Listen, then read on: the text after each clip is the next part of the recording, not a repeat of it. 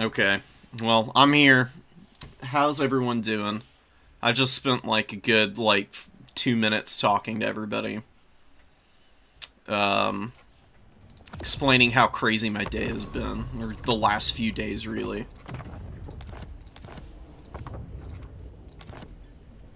But everything is going better. Hopefully, we can get into these games here.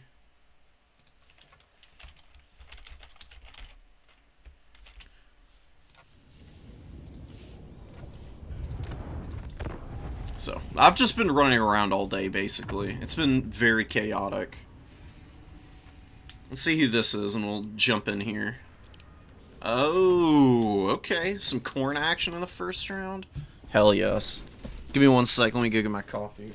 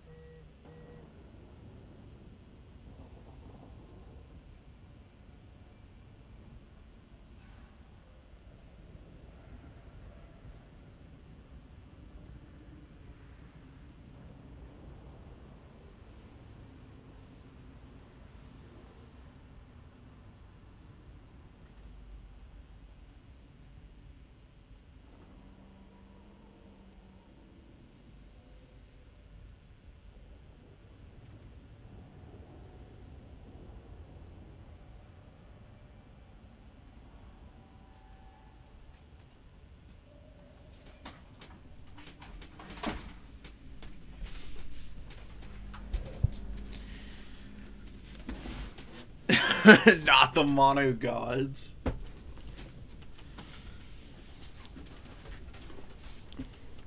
How's everyone doing here? It's been pretty good for me to spoiler. It's just been hectic, so I've been a little stressed out, which is, it is what it is. Here we go.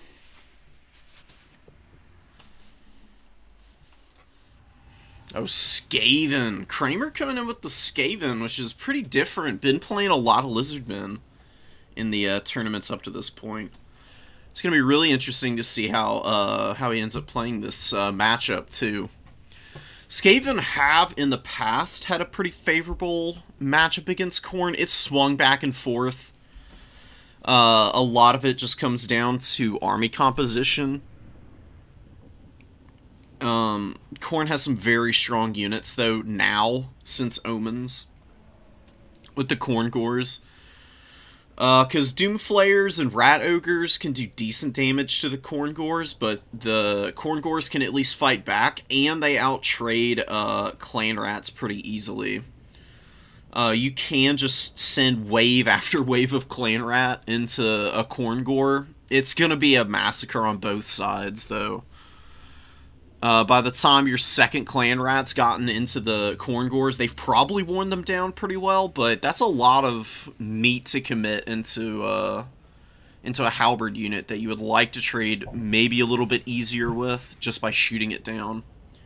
If Khorne can swarm the field and break open Skaven boxes, it can get real messy real quick for the Raki. We'll see how System here is able to handle that.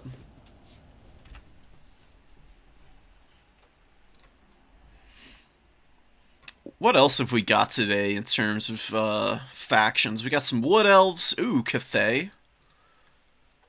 Chaos Dowie. What else? What else? Dark Elves, Skaven Lizards, Khorne, Coast Nurgle, more Skaven Lizardmen, and Wood Elves. Hell yeah. A nice little spread here.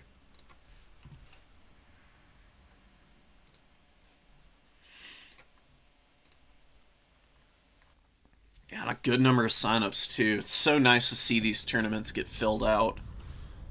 But here we go. Very meta pick with Ikit coming in. Although, is Ikit on the Doom Flare? No, he's on his Doom Wheel. Because he's got the ammunition here that you can see. His projectile is actually a lot stronger. No matter what you say about Khorne, I'm convinced they're an A-move kind of faction. Look, I was watching Anticity's stream yesterday.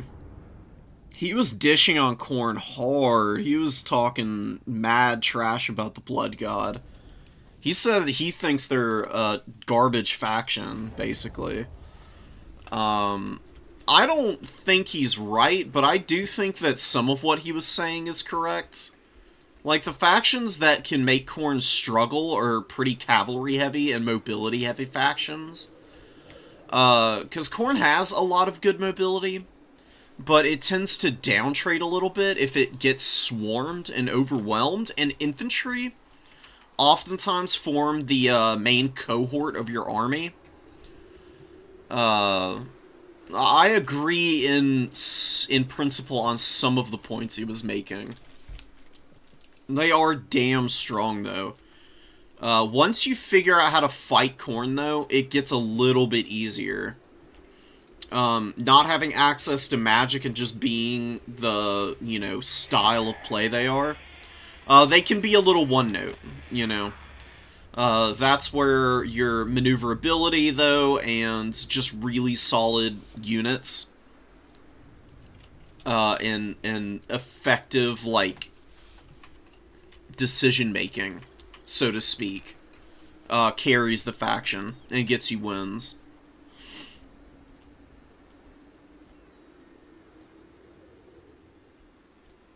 Khorne and Nurgle are a move. Slaanesh requires a lot of micro.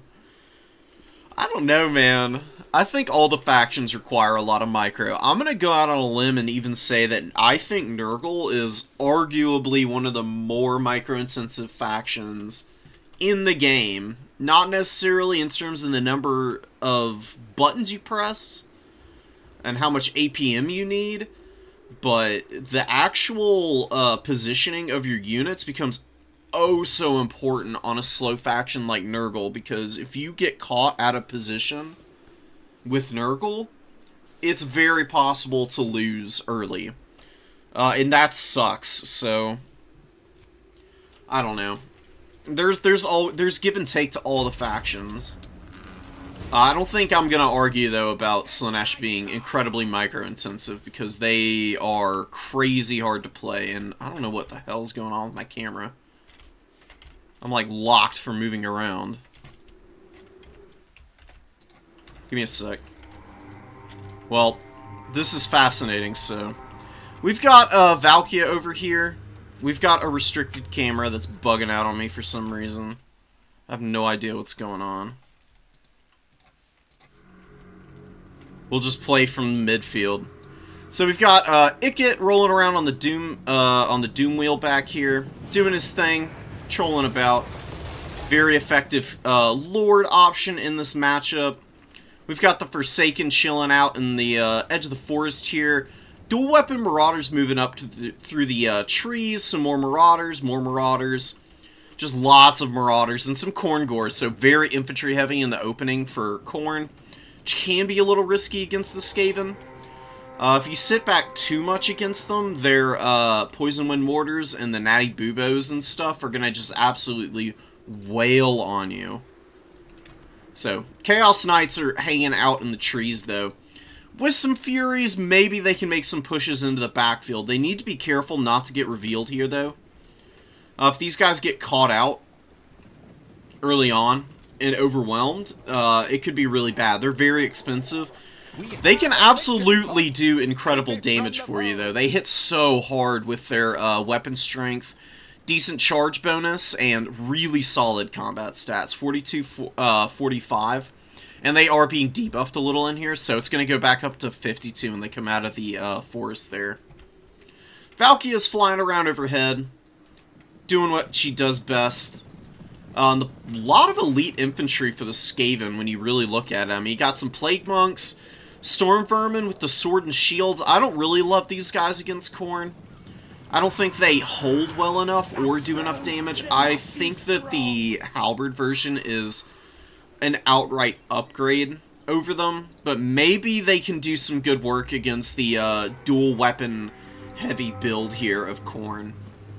More Furies. System is doing a very good job of building up here. Lots of mobility and some mass coming out now. We got Blood Beasts maneuvering over on the side. And the battlefield is kind of tilted in its entirety here, you know. Playing off of the 3 and the 2, leaving the flank very open on this side, though. This could be a big mistake. You can see the Blood Beasts and Furies building up. You know, I'm sure Kramer's thinking, I've got enough units to maybe be able to buffer these two out, but maybe doesn't know about the Chaos Knights. And System is being very patient, just waiting for quite a while here before moving in. A little bit of a ticket lead for the Skaven. But Plague Monk's going to be engaging Marauders. Should be a big win for the Plague Monks. They're a good unit. They're very strong in a lot of ways, but they're very vulnerable to Fleshhounds and Furies diving them. The magic damage just absolutely daps them up. Skaven Slaves get on the Marauders, and the Poison Wind Mortars are doing some pretty good damage here. Getting some volleys off and poking in against these Marauders here. Could be shooting down some Khorngors. I don't think that would be a bad idea. Dual Weapon Marauders move up, get engaged, helping out these Khorngors. More Dual Weapon Marauders over here. And moving up out of the trees in full while the Forsaken take a fight against the Storm Vermin. The Storm Vermin are going to hold very well here. It takes a long time for Forsaken to get through armor. They are a very strong unit, but mostly against units that don't have the 90 armor like these Storm Vermin do. Clan Rat Spears moving up. Wolf Rats with poison, not the armor-piercing variant. Do get charged by the Chaos Knights, but there are some Rat Ogres here. Although the Blood Beasts might start making very short work of this weapon team. We've got the Poison Wind Mortars back here, getting engaged. Furies in the back, Valkia flying onto the other Poison Wind Mortar. System is just taking this Skaven army apart at the seams right now. Blood Beasts being all over your Poison Wind Mortars here.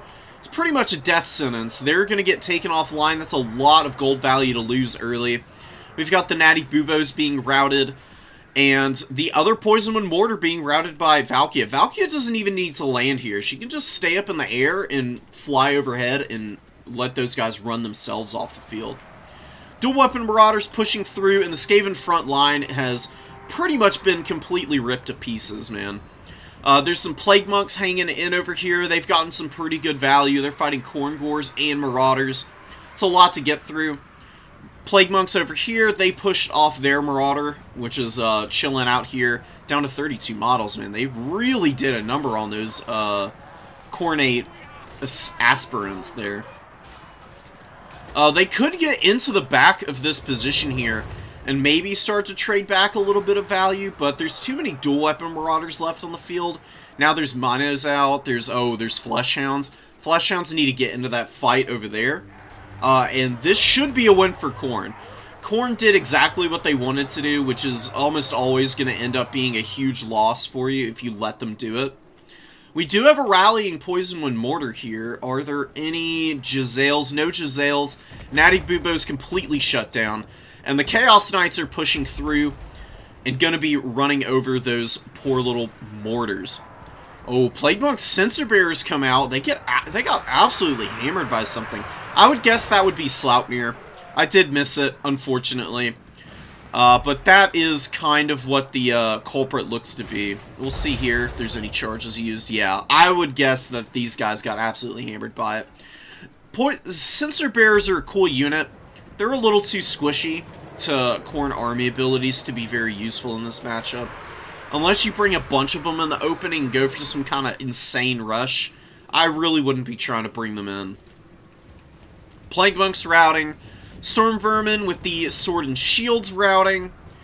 Ikit's doing an okay job on the battlefield. He's gotten a little bit of value.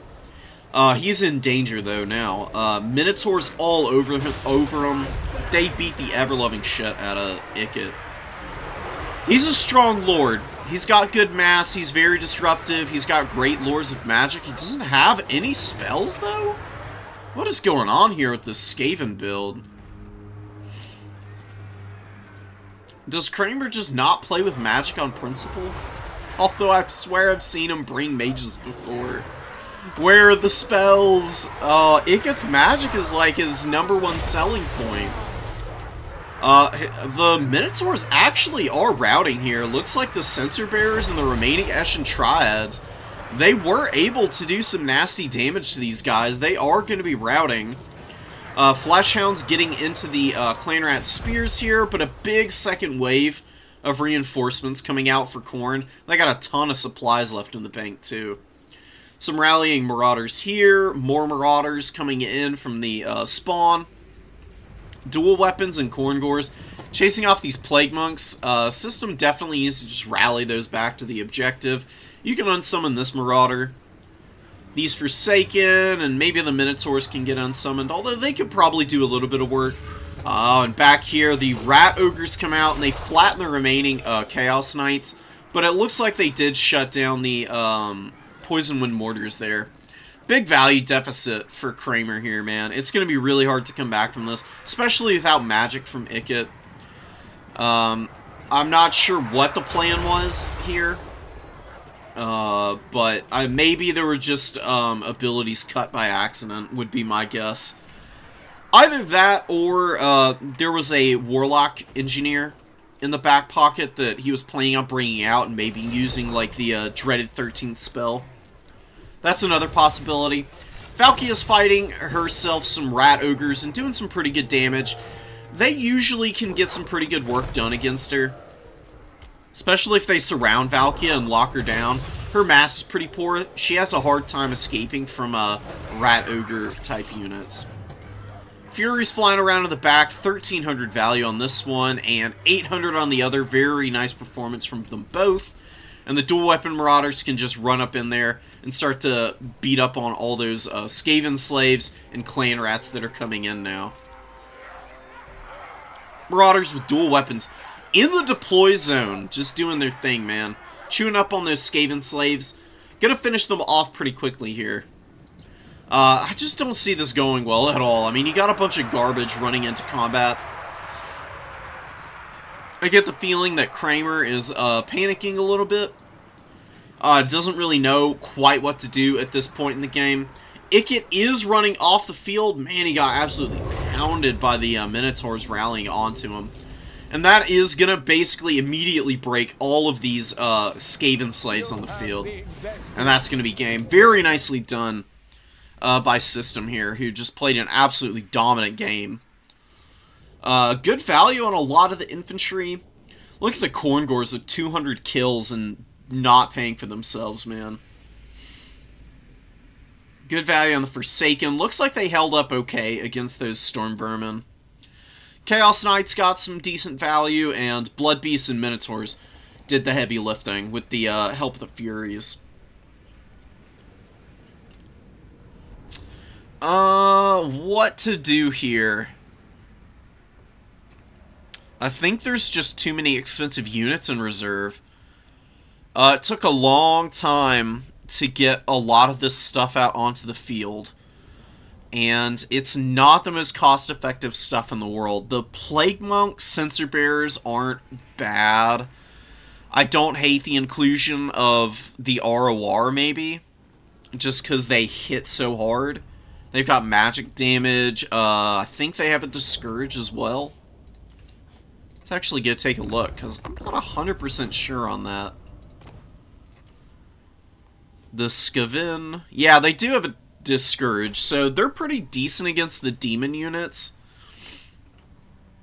You know, their Fizz Res does leave them a little vulnerable to all the magic damage that Khorne has. But they imbue immune to psychology, which is nice. Having Frenzy gets them up to 53 melee attack, so if they get engaged in combat, don't take a bunch of damage on the way in, I can see how they'd pay for themselves pretty handily with the right conditions.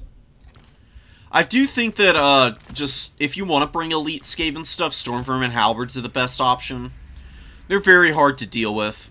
They got really good melee defense with strength and numbers up. Good leadership for a Skaven unit at 70 is, you know, kind of funny to say, but it's true. They've got good leadership. They can hold for quite a while.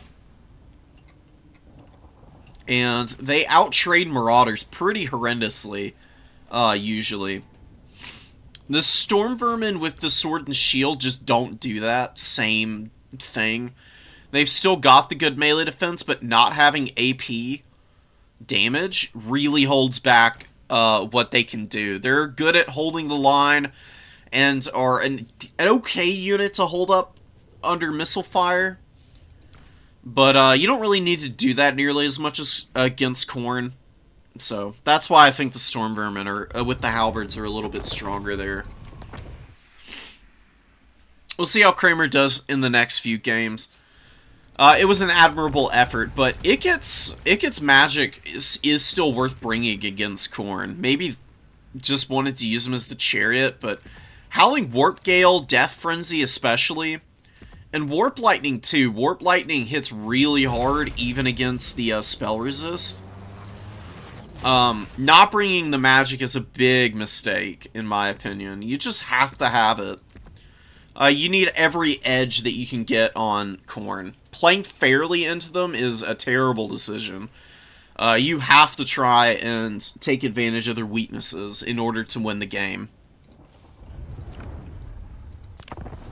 And protecting the weapon... One last thing. Protecting the weapon teams was an absolute necessity, and just wasn't done very ably there. The mortars and the Nadig Bubo sharpshooters were kind of left undefended, especially from Furies. Like, you know Khorne's going to be bringing Furies in. Honestly, keeping the Plague Monks back just to sit on top of the Poison Wind mortars all game wouldn't have been a bad call. I really, truly believe that. I mean, you're bringing a lot of really expensive stuff in here as it stands. Like, look how much gold you've got left to work with here. Like, you can bring in a bunch of, like, this.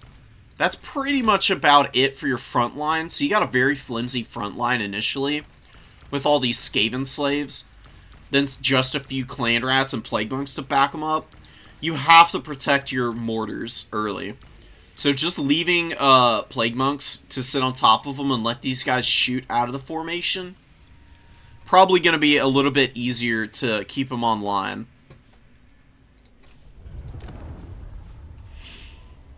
Alright, that was a pretty quick first game. I'm going to go get some food, because I haven't eaten yet. I'm going to munch on something.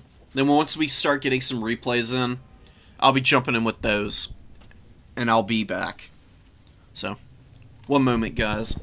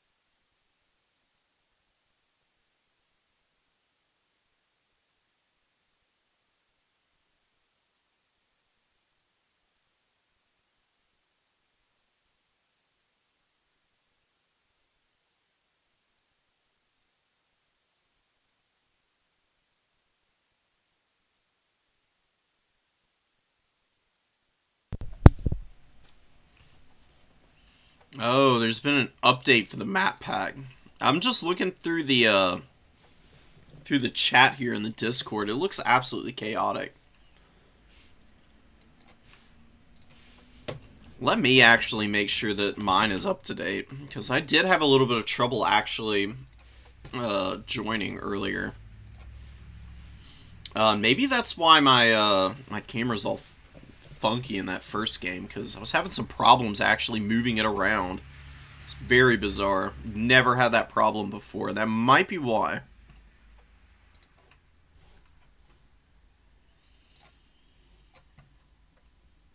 Pop into the workshop, you know, just bring in the car in to get serviced.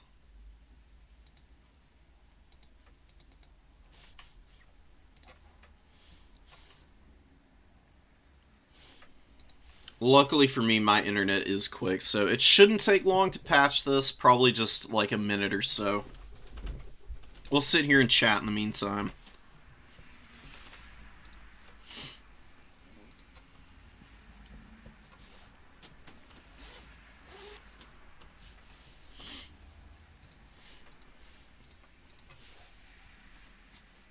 Oh, man. How long do y'all think it's going to be before we get the Slaanesh DLC? Because Omens has been out for about 2 months now. Usually it's 5 to 6 months between. I really hope it's not that long this time around. It'd be really nice to see some movement in the direction of getting that new stuff. Because maybe they'll give a balance pass at Slaanesh as they give them all their new DLC stuff, which would be really nice and very needed, I think.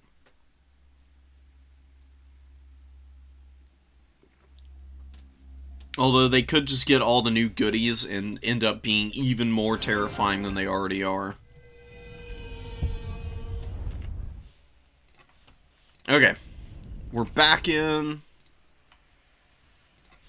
We got our first replay of the day. So let me start getting these set up.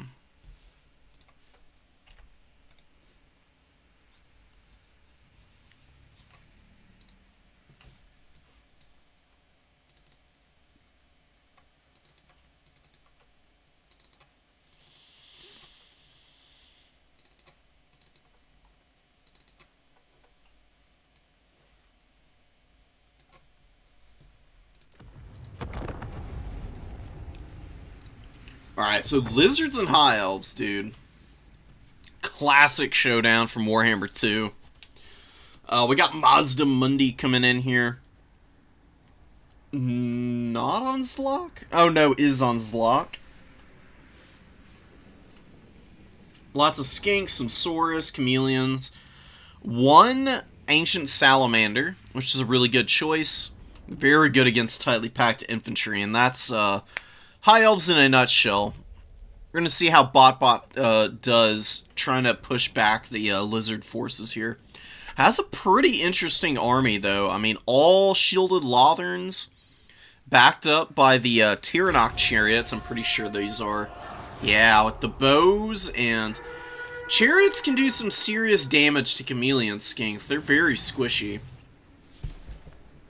If they get a good jump on those guys early, it could be a pretty nasty situation for the Lizardmen. Light Mage with Foz and Net. Foz is an interesting spell to bring, but I guess it makes some sense.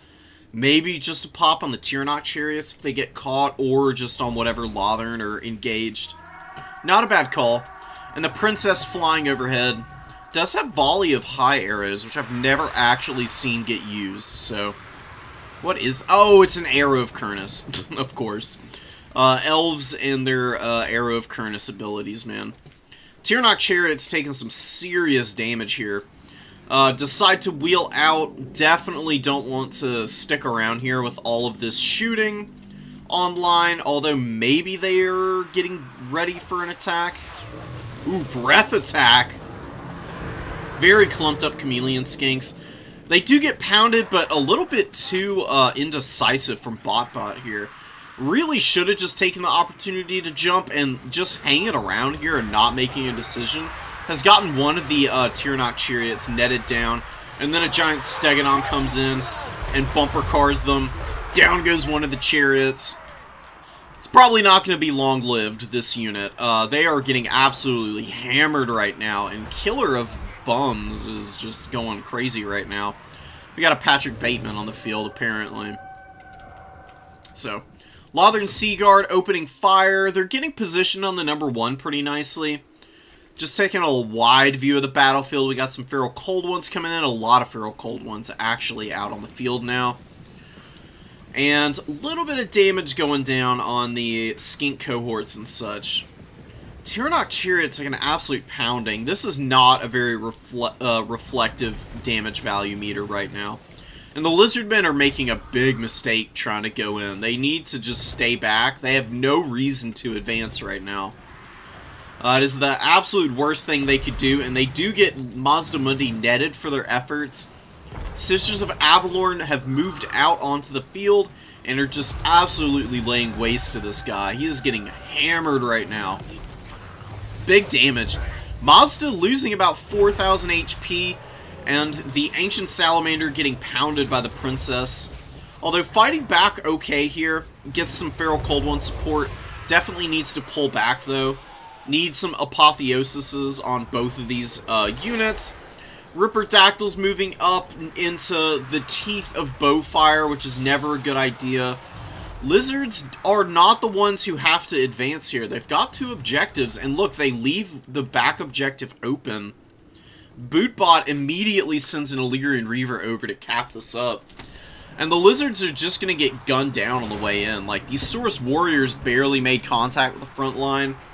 Feral Cold Ones charging into Spears and Lotherns is not a good idea. It's a lot of damage for them to take. They have very poor stats, and the bonus burst is large.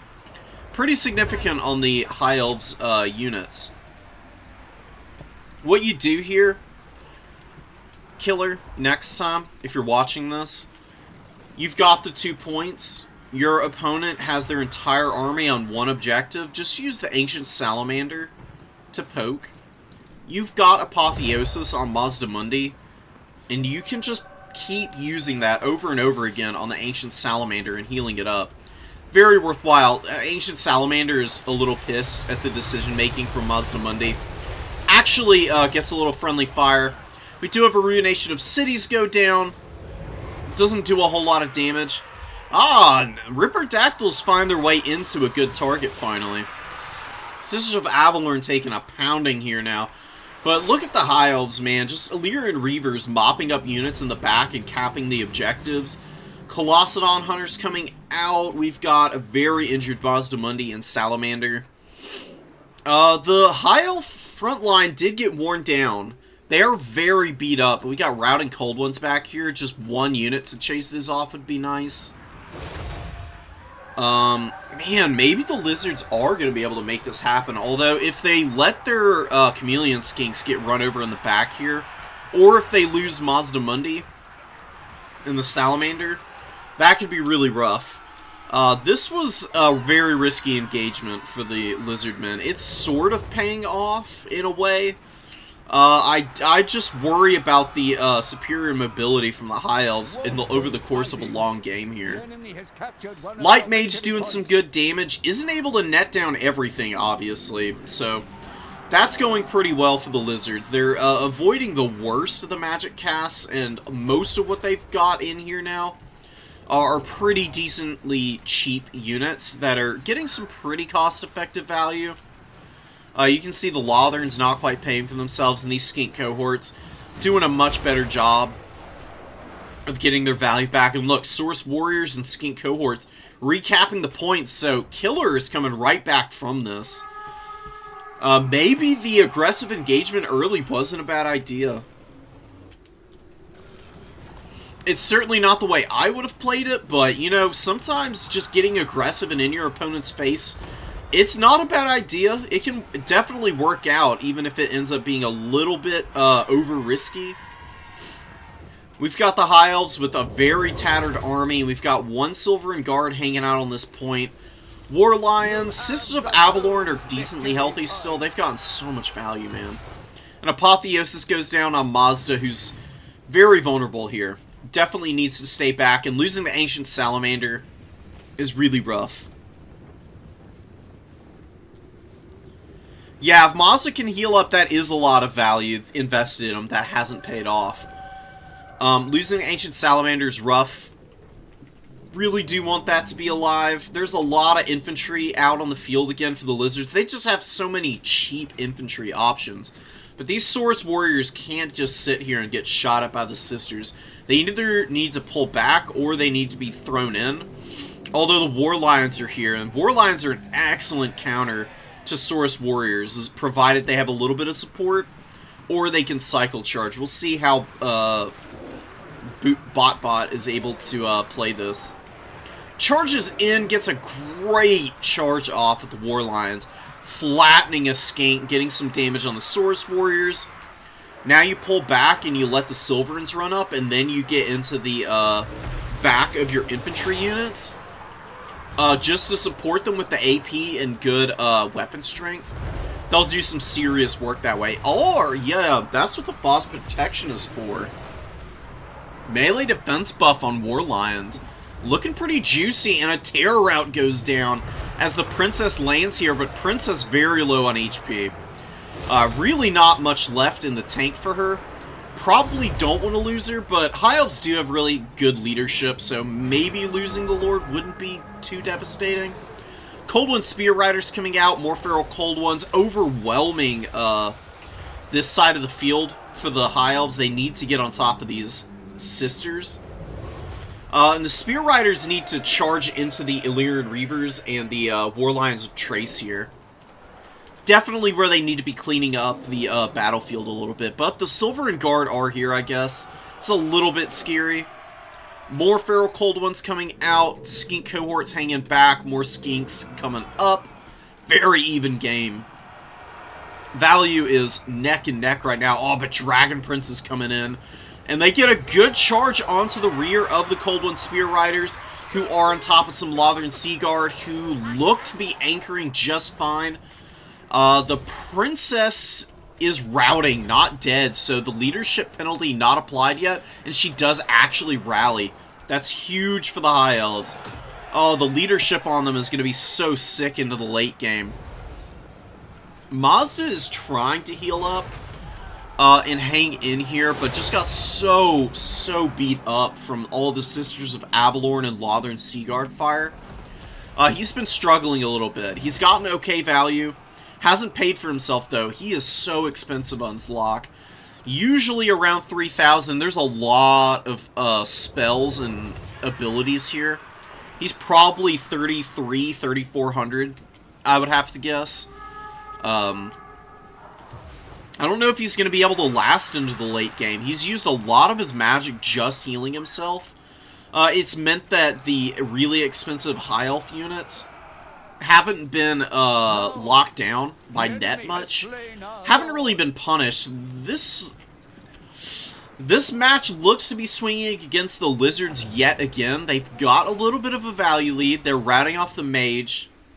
Where'd the Princess go? Oh, the Princess must have gotten damaged by the Chameleon Skinks as they came out, and then routes, and now the leadership for the High Elves is going to be looking very, very sketchy. Some good surrounds and good cycle charging with Mazda Mundi might be able to start terror routing some of this stuff. And then you just bring out tons of Skinks and start locking down objectives. Lizards are so good at capping points in the late game. Like, they've got lots of good cap weight on the field with just Skink Cohort. 325 gold for full cap weight's kind of crazy. It goes really hard, and they're pretty good even against Spearmen. Like, yeah, it takes a long time for them to get hits in because they've got really poor combat stats, but just locking these guys down for ages here works out really nicely for you.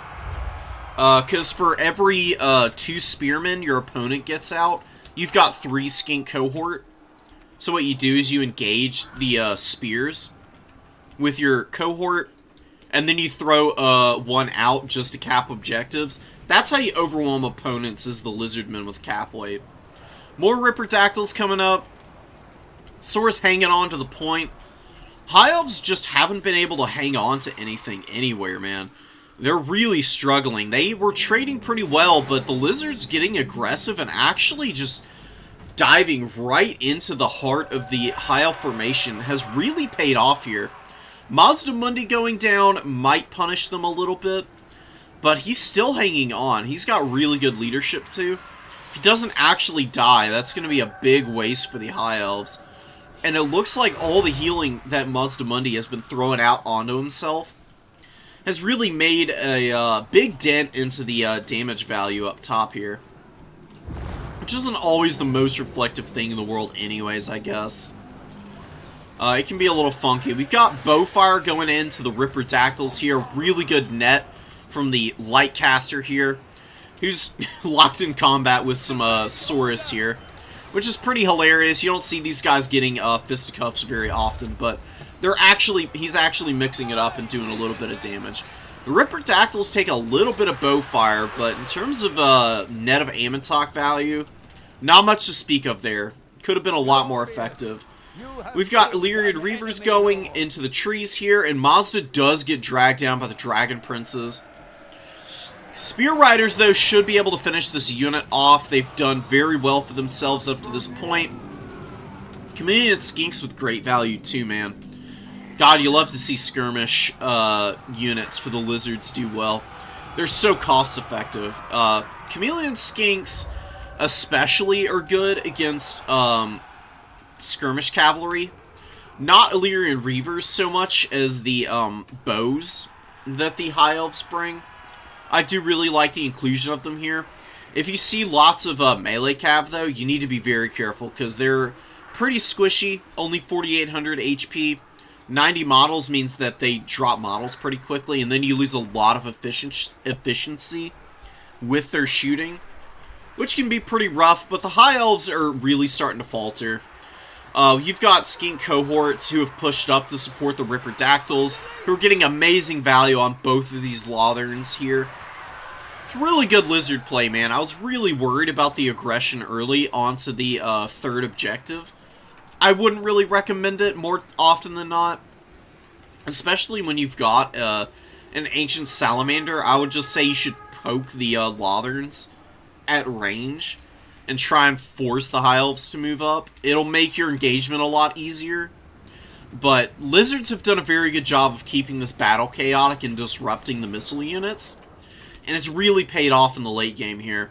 We've got a Tyrannok Chariot out on the field. These really haven't been super impactful.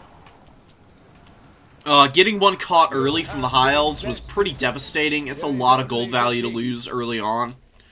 And maybe it gave the Lizards a little bit of a bloodlust to just charge down in there and start taking out all these Lotherns, man. You know, the Lothern Sea Guard held okay. They were doing fine for a bit there.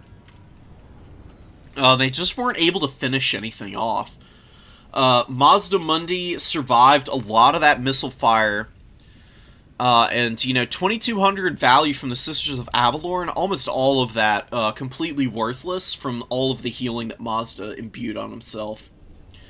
Ancient Sally got some pretty good work done. Didn't get its value back, but still got something in before it went down. And War Lions were great. Dragon Princes were good. I think the Lion Chariot would have been better than bringing the Tyrannoks out. That's a lot of chariots, honestly. I get the idea here. You're trying to run over all the Skinks and maybe the Saurus. There's a lot of high-mass units for the Lizardmen, though.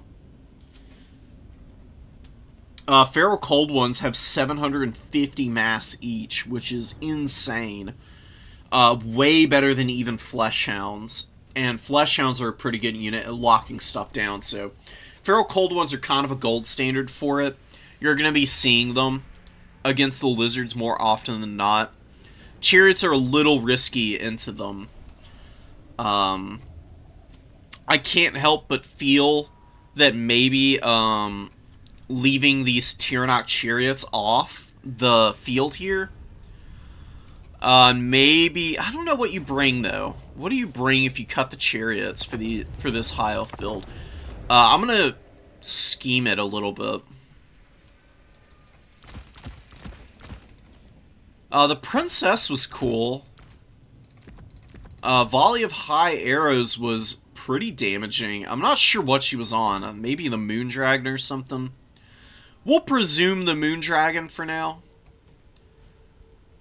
We had the Light Mage. Didn't have much besides nets, Foz. Maybe some magic in there. And then, yeah, okay. Maybe you cut that. Oh, you don't even need to, because Tyrannoks are 900. Thought they were 1,000 gold for some reason. Maybe I'm thinking the Ithilmar chariots. But yeah, I mean, it's too small of an army against the width that Lizardmen are able to bring out. Maybe starting with a Silverin. And what else could you bring? A Silverhelm wouldn't be a bad idea either.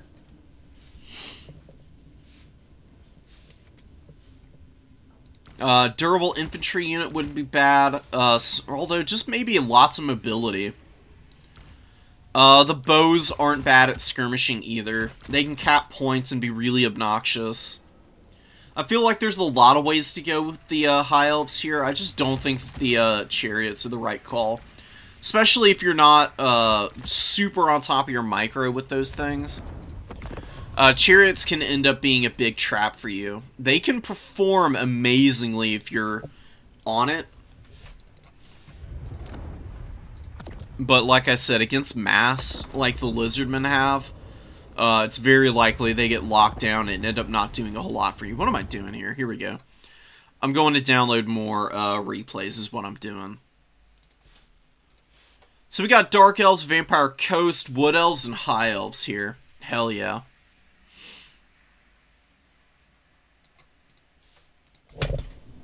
Okay.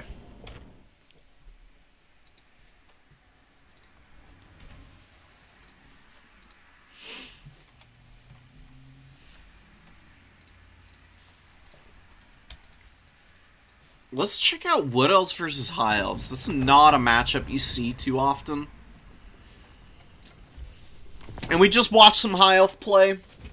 They got a loss. We'll see if KOTJ is able to bring it back here for the Acer against the Azrai, who are coming in here with a Glade Lord, Branch Wraith, very meta picks. We do have Melkoths, I think I saw, as well as Earthblood, very good spell choices. Especially against the High Elves. Healing Magic, really nice to mitigate some of the damage from Bowfire. While Melkoths is really good at damaging their expensive Skirmish Cavalry. Maybe not expensive, but mid-range cavalry here. Hagbane tips don't want to go over there. If you see something like this, where you've got your Skirmish Cav lined up on the field, and you've only got like one or two, and your opponent just brings superior numbers, nah, just go away. Just go somewhere else. Very much not worth it.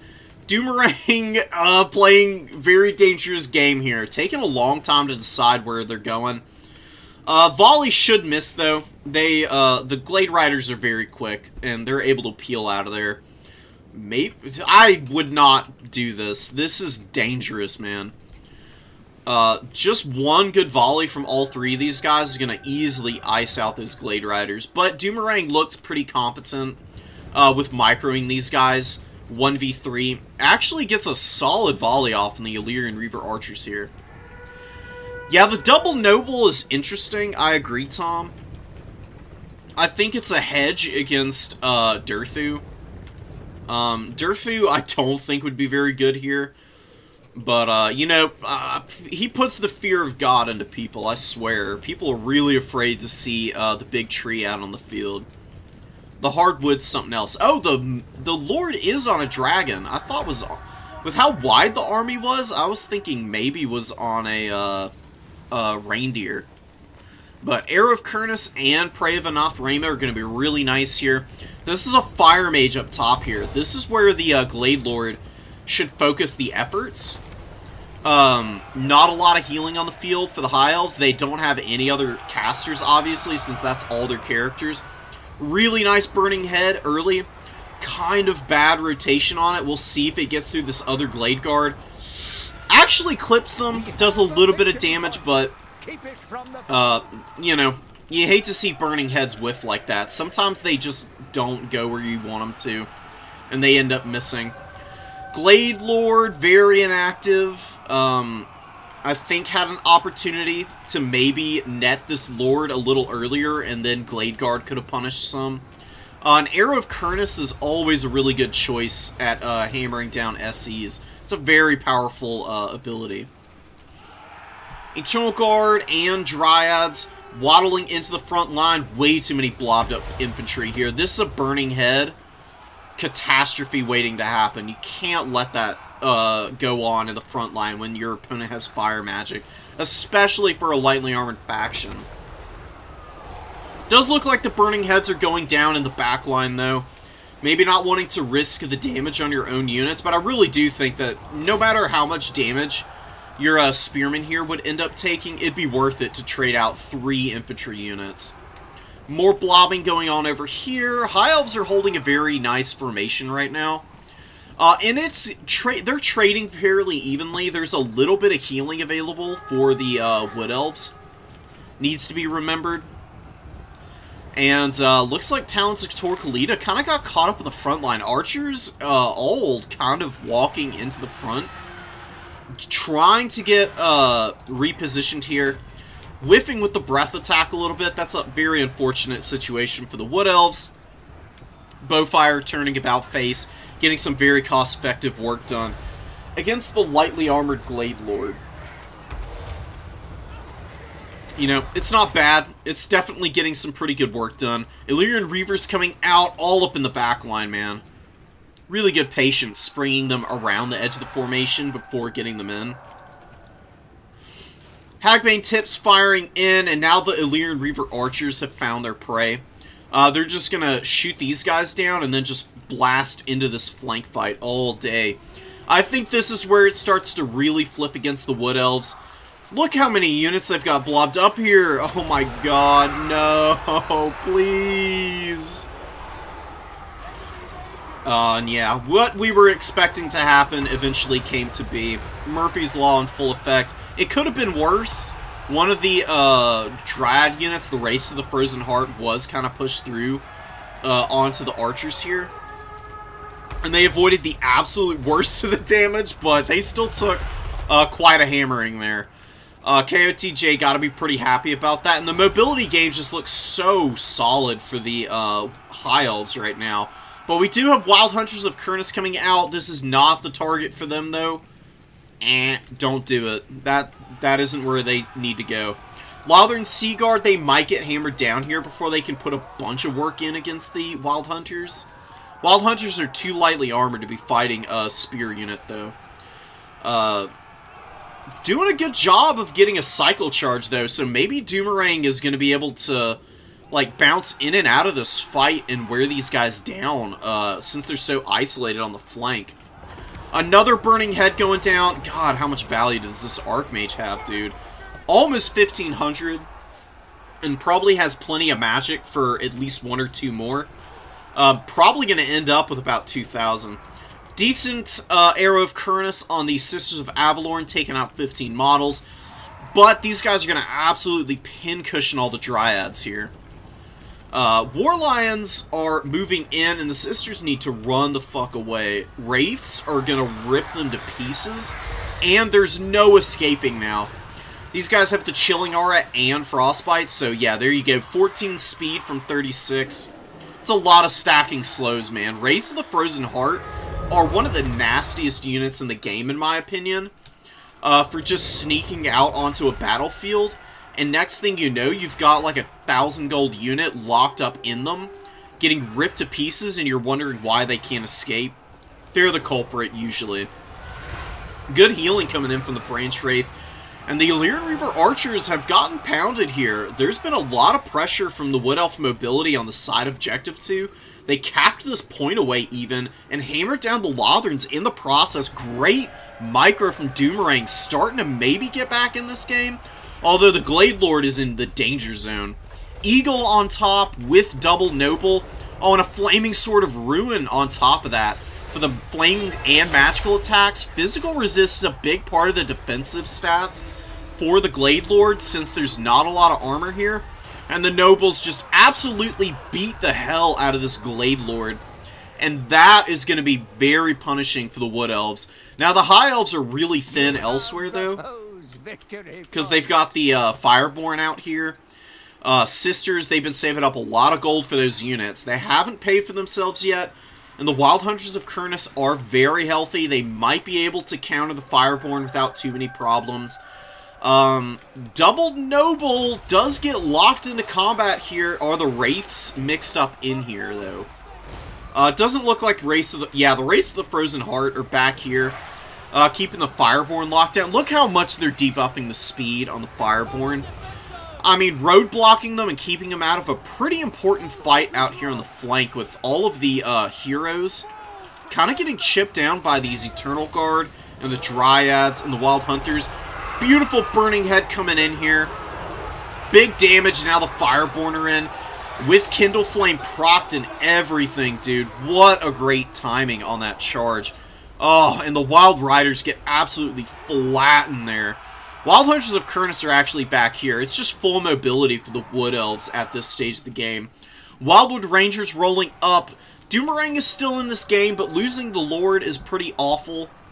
Leadership's going to be a problem, and Branch Wraith looking to get chipped down by the Nobles, potentially. Fireborn very healthy. Tons of Wild Riders looking to answer those guys. Maybe going to be able to hammer home here and do enough damage to take them offline. This is like the last gasp of the Wood Elves. Although they do have the triple cap, dude. Oh my god. This game is so close. Wow, and the Fireborn are getting pounded right now. Wild Riders gonna be left here to hang in and just keep fighting, I guess. And then maybe the Wild Hunters loop back in and around. Although it looks like maybe they're just trying to push back here onto the Sisters. And they get stuck and just get absolutely pounded. Wrecked by the Fireborn, dude. Double Noble has been really good this game, too. Not incredible value, but pretty solid on those guys. And the Archmage, of course, doing some really good work. Getting into a fight against the Wild Hunters of Kurnus here, very risky for the Nobles. They'll do some pretty good damage in return. There's not any healing for them, though. They're getting a little low on the HP. Definitely need to be held back some, just as a assist unit, and to buffer up leadership since they have the Encourage aura. I wouldn't really be trying to chase these guys down. There's a chance that they get locked in combat and taken down here. War Lions being sent up into Wildwood Rangers isn't a bad idea, but Wildwood Rangers do just have solid stats overall. And they are just pounding these War Lions. How many times am I going to say pound today? You can tell what I got on my mind. Fireborn coming in. They're going to get a really nice charge here. Lancing through the Wildwood Rangers. Need to pull out now. And maybe go find the Wild Hunters of Kurnus. With the last little bit of HP they got, they should be able to do some good damage. And maybe keep them occupied. High Elves are starting to flip points back. They've got some Illyrian Reavers flipping the #1. Hackbang Tips, though, poking them at range. These Lothrons, man. Or the Archers with light armor, actually. Hanging out on this point, trying to poke away, but there's only 39 models of these dudes left. Very low HP. Probably not going to be able to hang in there. Eagle breaks some Dryads and Eternal Guard here. Might be able to take the #2. #3 looking to be in flux. Are the Wood Elves running out of steam? Or are they going to find their second wind? Do they have the Billy Joel energy within them? Illyrian Reavers are mopping up some Dryads, and the Branch Wraith is still alive. This Branch Wraith's been really annoying and has great value. 1,600 with all the Melkoths being used. Probably some pretty good Earthbloods, too. I saw a couple in there. Not sure how much of the actual healing magic was used, though. Illyrian Reavers get hammered. Looks like the Glade Riders are going to disengage from that combat, though. Maybe looking to get after the Illyrian Reaver Archers, who need to peel out of here. High Elves do have a leg up currently, but any slip up. Look at the tickets, guys. 1496. This is a long time to be holding down these objectives. We got a big wave of infantry pushing the number 3 here. Number 1 objective barely being held on to. Illyrian Reaver Archers need to get over and start to salvage this objective. All of the High Elf mobility needs to come over. I'm just drawing. Just gotta get everything over there. It's panic mode. You just panic and send everything. It doesn't matter. There's just so much pressure from the Wood Elves, though. They're so quick, dude. The Capweight gets up over here, but they don't have the edge still. Are the Lotherns going to get up to the objective in time? I don't think they are. The Wildwood Rangers are going to chip through the Silverins, or the Spearmen, even worse for the High Elves. Going to chip through the Spearmen's HP pretty damn quick. High Elves anchoring the point just barely over here. I think these guys, Illyrian Reaver Archers, need to be up on that point to hold it. Talons of Torquilita, a lot of ranged units coming out. How is this point not flipped? Oh my god, dude. This is insane. If the Wood Elves flip this point, it's game over. If the High Elves get their infantry on it before it flips, they still have a long way to go. It's a long uphill climb after the ticket situation. And the Wood Elves flip it, and they're going to be taking the game here. Unbelievable. Oh my god. Yeah, beautiful artwork. Oh my god. Game was so hype, it got me stressed out for everybody involved. Oh my goodness. Really well played on both sides of this. Doomerang did a great job playing the objectives. Just that little bit better at locking down that triple cap for so long, and then just needed one good push at the end, and was able to build up enough forces to be able to force the fight and get the dub there. Needs to be cleaner with the micro on the Glade Lord, but otherwise really well played. That's really the only big complaint I had with the Wood Elves in this matchup. Good value on the Wild Hunters. Wild Riders didn't do all that great. It's a little tough. I mean, High Elves have really good mobility. Can be a little tricky for them in this matchup. Usually they've got the advantage. Yeah, seriously. Crazy tense game. Good value on a lot of the High Elves units. It's just the problem is that Spearmen, especially in this matchup, just don't have a whole lot to do.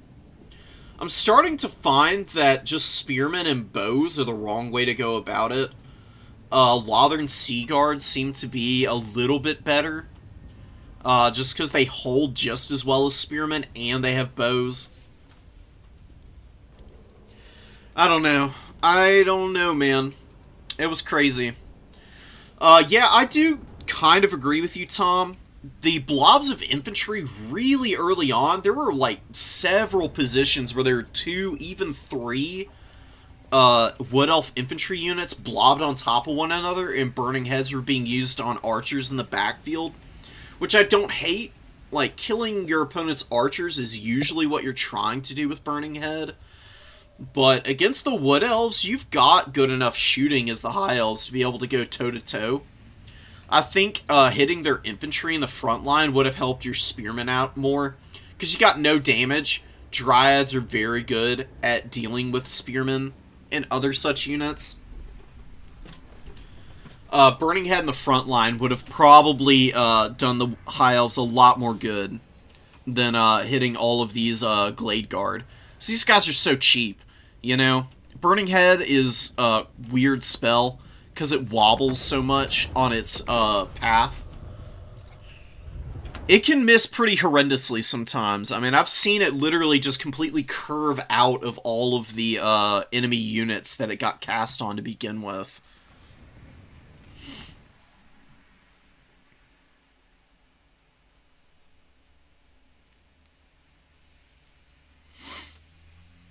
Yeah, that's true. If the High Elf Spears are freed up to pressure, then they get into the backfield. They've got silver shields. They're going to push the Glade Guard back, and you've got to send Mobility or Wildwood Rangers up, and then you can pound them with your own archers. And it's going to make it a lot harder for your opponent to hang on to the objectives, which is what Doomerang was able to do for a lot of that game. Did a very good job of stuffing the High Elves. High Elves seem to struggle a lot in Dom for that very reason. Like, they are a great faction. I don't think they're bad by any means, but they can be a little vulnerable to getting isolated on one objective sometimes, and even getting pushed off of that one, just because they bring so many ranged units, and also they tend to be a little pricey. I honestly wouldn't have hated to see Alariel here, because she does have Tempest. Star of Avalorn's a really good heal. Earthblood, of course, and you can just shut down any of the flying stuff that your opponent brings out with Tempest. And she's decent in combat, you know, but fire magic is damn good. I wouldn't turn my nose up at that either. I just think a little bit more efficient use out of the Archmage would have made all the difference in that game.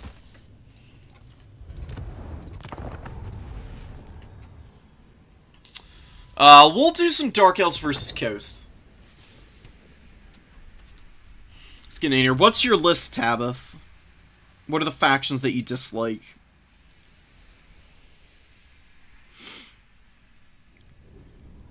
Yeah, you gotta give us the list. Give us the receipts, Tabith. You can't just be out here saying stuff like that, man. You gotta back it up. You gotta get in here. Let your salt flow, you know? It's totally understandable. My stream the other day, I was having a horrible time playing. I was outplaying myself over and over again. It was very discouraging. I've been there. So, you can be assured that it's okay to vent your grievances here. It's understandable. Everybody's gonna have factions that they either don't like or struggle going up against when there's 24 in the game. I mean, there's just so much variety here to choose from. So many flavors of salt. Supreme Sorceress with the Fire... How many Fire Mages are we going to see today, man? Oh my god. Over and over again. Mortars coming out from Fabrosi. Bombers, handguns. I mean, to be fair, they're all coming in matchups where they're very important. Very powerful. So, you know, I can't fault anybody for wanting to play around with it. It's a fun lore of Magic as well. Lots of Black Art Corsair handbows, which I honestly don't mind. These guys are honestly pretty strong. They're going to be able to shoot down deckhand mobs and even shoot gunnery mob bombers pretty handily. They've got a little more range. They're much quicker. They can jump in and out of combat and just skirmish them down. If you can get through the deckhand mobs, that is. Their bows will also be good against the Mournguls. Mournguls are very squishy to missile fire with only 30 armor. They've got 30% missile resist, which is great. I mean, it's basically like having a shield. Maybe arguably even a little better since it's not directional dependent. It's just that armor is so terrible. It's really squishy. We're going to see what kind of magic we got going down. Oh, we got a Piercing Bolts of Burning to deal with the mortar. Not a bad call, honestly. Just so you don't have to play around the artillery, you can just completely delete it from the game. There you go. Didn't kill but one of the actual mortar models, but these guys are crumbling now. They're not going to stick around much longer.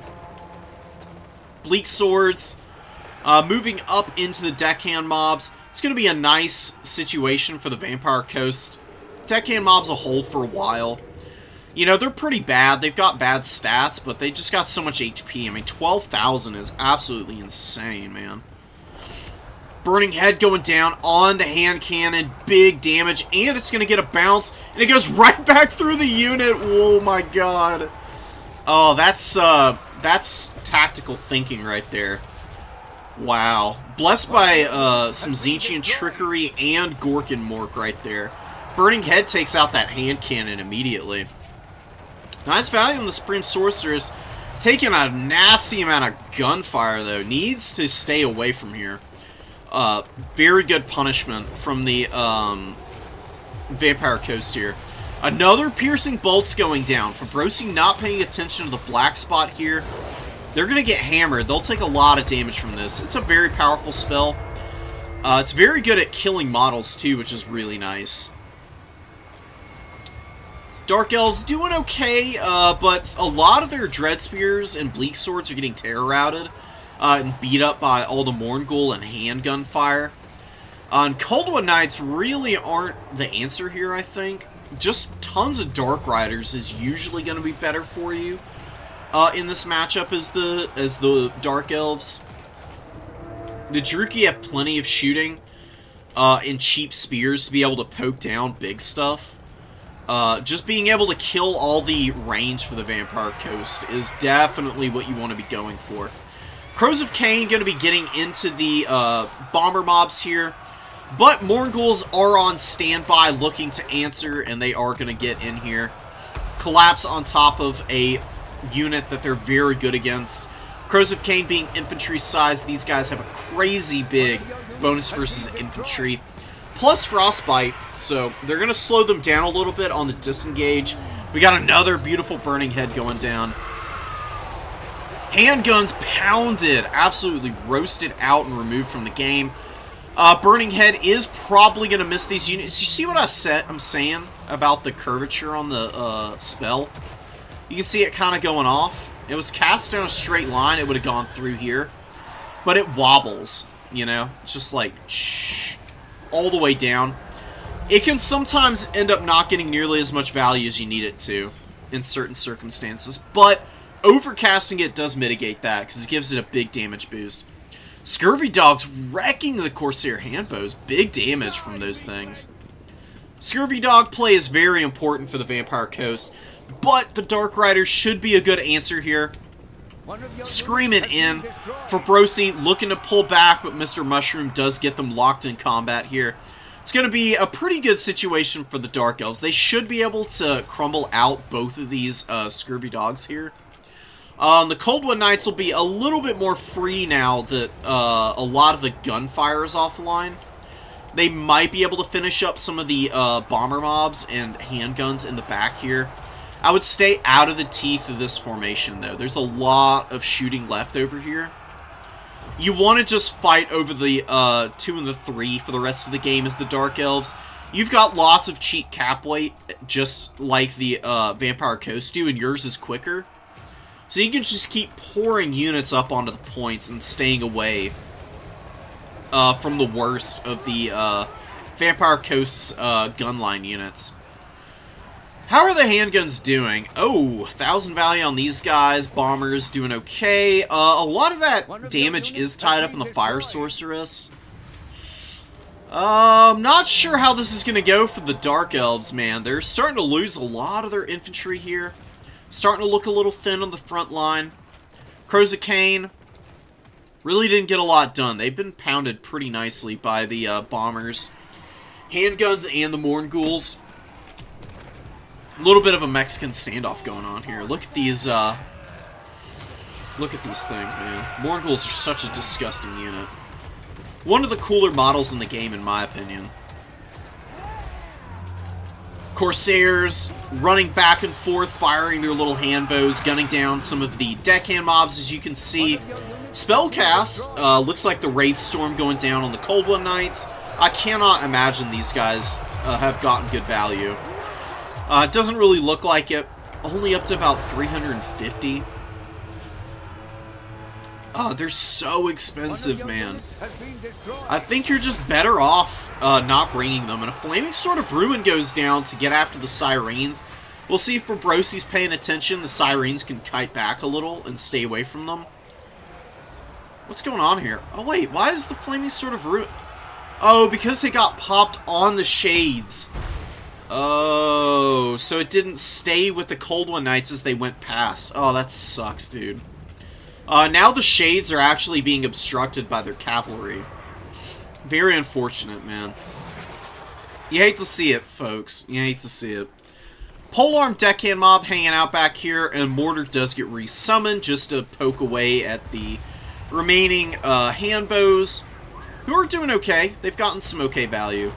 Shades are out here. Shades are a good counter to the Depth Guard. You do see Depth Guard in a lot of Vampire Coast matchups. Having at least one online to answer them isn't a bad idea. But they haven't really had much to do up to this point. They do have Rotting Prometheans to shoot at. That's the perfect target for them right now. Firecaster getting locked into combat. Big value on this dragon so far. All the breath attacks have been used. We've seen a lot of Burning Head and Piercing Bolts. Probably not a lot of magic left online. Oh, Dark Riders. Very tattered, but they get on top of the mortar. And look how much cost-effective value these guys have gotten. About 800 value on a 500 gold unit, give or take. These shielded, yeah, the 500 gold version of the Dark Riders. Got some really good value here. Cold One Knights are, again, every time I look at the Cold One Knights, I'm disappointed. It's very sad. I think just tons of Dark Riders would be better here. You've got missiles, you've got Dark Shards, you've got hand bows, you got Shades. You don't need the extra AP. I know you're scared of Crabs and Morghuls, but they're both pretty squishy once there's no Deckhand Mobs underneath them. I think that this many Cold One Knights is just massive overkill. You need, like, maybe 2 max here. If your opponent goes for some insane Crab Rush, that's just the way it goes, and you'll figure it out. Overcommitting like this to expensive anti-large AP Cav against a lightly armored faction, kind of a pitfall. And I think the Dark Elves have been paying for it for quite a while now, but they're still in this game. They are doing a very good job of keeping the Vampire Coast from capping these 2 objectives. And they've kept the value even, which is probably the most important thing they can do. Some Harganeth Executioners on the field. Maybe they have the perfect time to get into combat. Some Depth Guard Polearms are on the field. And here's where Cold One Knights can start to really sweep. They can hammer in here, or they can go save the Shades from the Morghuls. Either target would be really nice for them right now. They're a little out of position. Oh, we got a Fireball going down. Hits the Morghuls, doesn't get a lot of damage though, but that's probably the last spell he could cast anyways. More Dark Riders getting on top of Scurvy Dogs. Dark Riders win just because they have better charge bonus and better stats. Hound units are pretty weak now. They're very much just designed for chasing down routing units. Not much else. Here come the Cold One Knights with some Dread Spears. Morghuls not going to be long for this world. These guys are really bad when they're on top of spears. Compound that with the fact that there's a hard-hitting cavalry unit on them. Finally getting some decent value out of Cold One Spear Knight. Just locking these guys in place while the Dread Spears trade as well. With a good dive bomb from the Supreme Sorceress here. Dead and gone. About 10 seconds too, man. Absolutely wrecked. We've got Depth Guard moving into the back line, and they do get intercepted by the Harganeth Executioners, who put a bully beatdown on them. Depth Guard with polearms are pretty good at trading into a lot of infantry, honestly, because they got good stats. The hunger as well. Against a dedicated AP Greatsword unit, though, they ended up really struggling in that fight, and, you know, they're only going to be saved so long by these gunnery mobs, who are going to get absolutely pounded here. Harganeth Executioners, definitely going to get their value back. Really nice performance from them. Dark Riders running around in the back line, stuffing back Vampire Coast units, being really annoying. And ignoring Noctilus is honestly the best thing you could do. This guy's so slow. He's not going to get anywhere important in time. He basically sits on a point all game and just, you know, is annoying to kill. If you ignore him, though, and you just focus on killing the rest of the army, you're usually going to be able to outtrade the Vampire Coast before Noctilus is able to make his impact felt. Gonna be your last one for a few weeks, Tabith? That's fair. That's fair, man. It's good to take breaks from games, no matter how much you enjoy them. You know, if you spend too long playing one thing, it tends to just drag on you at a certain point. The Dark Rider play has been so nice from Mr. Mushroom. Using these guys to intercept isolated gun units, and Fabrosi really hasn't had anything to be able to sweep the backfield effectively. There is only defeat. It's rough, man. Vampire Coast doing their best there. And they were doing okay for a little while in the early game. But a lot of the value from their handguns was tied up in the Fire Sorceress, who got 300 kills. Dude, this was an MLG Sorceress. We saw a full 360 burning head. It went through on the hand cannon, bounced off the wall, and immediately crumbled the unit out. That was pretty sick. That was just as planned stuff. Yeah, the Cold One Knights were pretty mid. Really didn't get a lot done. Really, it was just the good play with the hand bows, fire magic, and just continuing to throw up bodies onto the point to hang on to the objectives that did the Vampire Coast in. They just got stuffed back, and there's nothing they can do about that sometimes. It's tricky, man. They're a tough faction to play. They work. When they work, and they look amazing. When they don't work, and you are just getting hammered by your opponent, it's a rough time. Really rough time for you. Yeah, that's what I'm saying, Gets, man. It's the speed. The speed is so bad. You've got nothing that's quick. The units that you do have that are decently fast, like Sirens, any magic damage just immediately obliterates these guys. It's really awful. Rotting Prometheans, they were fine. I don't think you need Fellbats. I think you should just cut the Fellbats and bring another Scurvy Dog. And maybe this is too many artillery pieces. Like, one mortar is a good idea, and maybe having another in reserve is nice. I don't think you need the Carronade. Like, if you're developing all this artillery out, you're leaving so much frontline, pressure in reserve, because you're not bringing out Mournguls, you're not bringing out gunnery mobs, you're not bringing out Depth Guard. Those are much higher value units because they can actually get work done in the front line fights and provide you value that way and hang on to objectives. I do understand the route you were going for here, though, and honestly don't hate it. Like, a fat line of Dark Shards is also another strategy that the Dark Elves can go with in this matchup and do pretty well with. Hedging a little bit against that with the double mortar, I understand.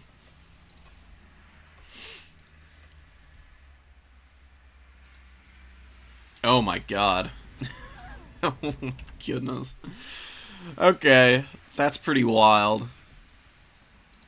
Okay, we need to go download some more replays. Eric has sent us something that looked pretty horrifying to observe, so let's get in here and we'll watch that one.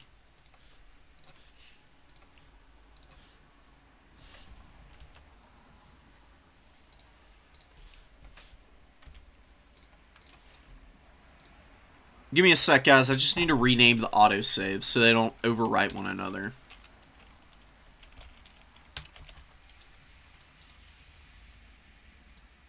Whoops.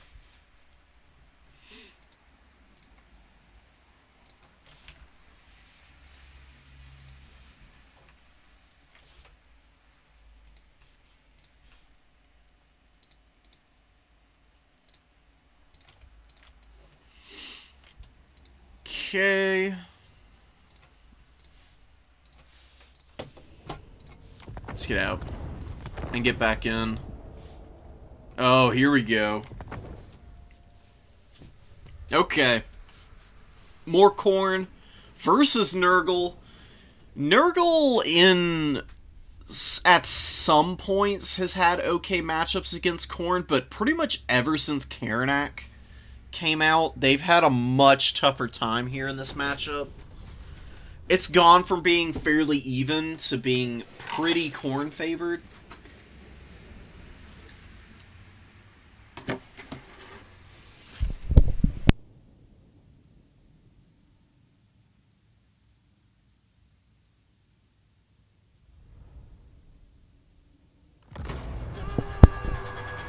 We're going to see if Bo is able to flip the narrative around, maybe. Marauder Horsemen of Nurgle moving up. Looking to cap the objective, but there are two Khorne Horsemen here. At range, the Marauder Horsemen of Nurgle trade better because they have a shield. Makes their throwing axes much more effective. But they need to be facing their opponent, trying to run away like this. They take a bunch of damage that they really didn't need to. They could have held in there and out-traded a little bit. And we do have a Soul Grinder. Soul Grinder gets a nice shot onto the throwing axes as well. Honestly, Khorne Horsemen, what you do with these guys, you keep them behind the front line. You let them throw all their axes, and then you just use them as a melee cavalry piece. Trying to use them aggressively against Nurgle Horsemen usually doesn't work out in your favor, in my experience. We'll see about it though. Oh, Bloodspeaker on the shrine. Holy crap. Okay, and a Blood Reaper with Bloody Shackle and Locust. So yeah, going for the big heals. Bloodspeaker can mitigate the damage from Blood Sacrifice by sitting next to Locust from the Blood Reaper. Basically doesn't take any damage from using it, and you get the 10% heal. Gonna be focusing the Bloodwake Berserkers hard here, I would imagine. Rancid Visitations goes down. Pretty powerful spell, but this guy is going to get a lot of ward save, and he's got spell resist, and he's got a huge HP pool.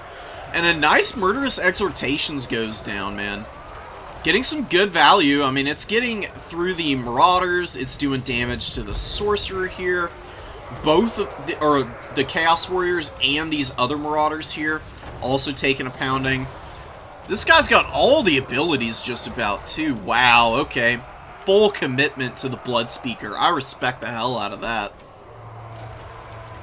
And we've got the Khorne Horsemen pushing into the back line. They do push the Horsemen back a little bit, but they get locked into not Khorne Chosen. Nurgle Chosen with the great weapons coming up. They're going to massacre the throwing axes here. Big loss for Khorne, man. Those throwing axes could be back here. Where the blue line is, and they could just be peppering the Chosen on the way in. Blood Shrine comes in. I do like Blood Shrine, dude. Blood Shrine ain't bad. It can do some pretty good work in its own right with its good melee attack and weapon strength. And just buffing up your frontline units as Khorne usually means they trade really nicely, even in unfavorable fights like this. Like a Chaos Warrior of Nurgle with the great weapons usually is going to get through a Marauder of Khorne pretty damn fast, but with the extra leadership, the encourage, and the extra melee attack, they're probably going to get their value back in here, whereas normally I would imagine they wouldn't. Wow, look at the Chosen of Nurgle just get absolutely obliterated by the Bloodwake Berserkers. Oh my god, dude. How much they got 2,000 value already. Ow. That's rough, man. If you're not prepared for these guys, they'll absolutely run you over. And the fact that they've got a heal means that normally what you're going to be doing against them isn't going to be nearly as effective because you just use the throwing axes against them. But they haven't lost any models. How many heals are left here? Oh, all 3 of them, too. Owie. You know, honestly, another thing you can do with the Bloodspeaker, and this is kind of cheesy, but it does work. You can target yourself with Blood Sacrifice. You pop Locust and use the Bloodspeaker to heal himself up, And because he's got such a big HP pool on the Shrine, he's going to get 1,000 HP back every time he pops that. He does have a decent chunk of HP left. And looks like he's just going to use it without worrying about Locust this time around. Using it on the Bloodwake Berserkers. Not a bad call. They got about 1,000 HP back on the table from that heal. They're just going to be running in and out of combat, trying to hang on to these objectives. And Nurgle is very, very much triple capped here, which is just brutal, man. They're having a hard time getting up onto this number 3, even though they've been winning trades up here. Bo does have a value lead. Usually that's a death sentence against Nurgle. But with the state of the battlefield right now, it really doesn't look all that bad. I wouldn't worry about holding this point any longer as Khorne. Getting all your stuff onto the 2 and the 1 is going to be perfectly fine because it's already triple cap territory for Nurgle here. They got stuffed off the point so freaking hard. Sorcerer has taken a lot of damage. Hasn't been able to fight much either on the Rot Beast here. And Minotaurs, with some assistance from the Blood Reaper, are pounding these Chaos Warriors in Nurgle, who are going to be able to do some damage in return. These guys do have pretty low melee defense, but now the Bloodletters are going to be moving up. And they're definitely going to have a very favorable trade here. This is a pretty picture-perfect counter unit for the Bloodletters. They just love feasting on heavily armored mortal units like this. Good trades for Khorne. Pestigors fighting against Marauders of Khorne. Pestigors should win over the course of a long fight. They'll take some serious damage in return, though. Marauders of Khorne are one of the more cost-efficient Marauder units in the game. I do think Slaanesh's Marauders are a little better, but Khorne's are right behind them in terms of efficiency. Blood Beasts get on top of the Soul Grinder, which really hasn't done too much up to this point. Struggling pretty mightily right now. And the Blood Beasts are just going to absolutely pummel this thing into the dirt. They have such good attack speed and animations, and they've got really good mass. I mean, 1,500 is no joke. It's only a little bit less than a Minotaur. And these guys, it seems like they stagger a little bit more than the Minotaurs do. So they actually just wreck SEs almost as effectively. I mean, you can see how quickly they're racking up the value on the Soul Grinder. And Soul Grinders have decent defensive stats for the price point. I mean, 41 melee defense ain't bad on a big monster. These guys only have the 42 melee attack right now. And you can see just how quickly they've gotten through that HP pool. Oh, Bile Trolls come up and just get absolutely obliterated. And we have 3,200 value on the Bloodwake Berserkers. Just reaching fully unmanageable levels right now. And 2 blood sacrifices still on the table for Khorne. Nurgle did flip the point, though. But they're just going to waddle back and retake. Pestigors have not been able to flip this point. Marauder Horsemen getting run off the field now by a number of Fleshhounds, including Hounds of the Bloodhunt, who have all done pretty nicely for themselves. You really love to see good Hound play from Khorne. They're not nearly as strong as they used to be. These guys were something you would spam out in just, like, max numbers when the game released, but they did get some nerfs.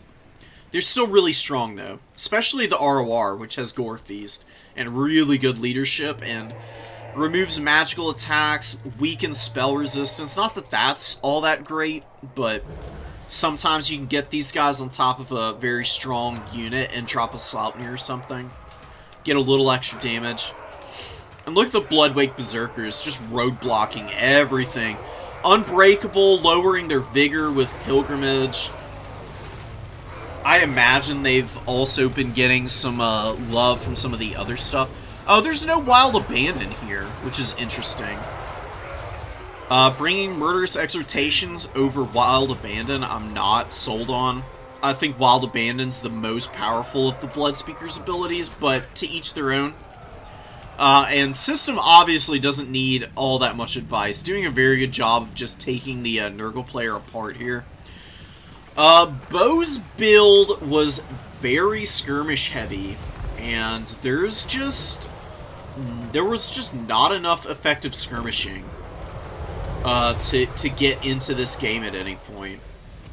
Got pushed off all the points, barely got any tickets to speak of, and had no solid answers for the Bloodwake Berserkers here, man. Bloodspeaker was 16 HP, 24 leadership still. What a absolute mad lad. Literally said, I don't even care. He's got like half a head. 3 arms are missing. Don't ask me where the extra one came from. Dude is on his last little bit, and he's still giving his all to the Blood God. That's dedication. Definitely gets a nice little pat on the head there, you know, right on the brand, you know.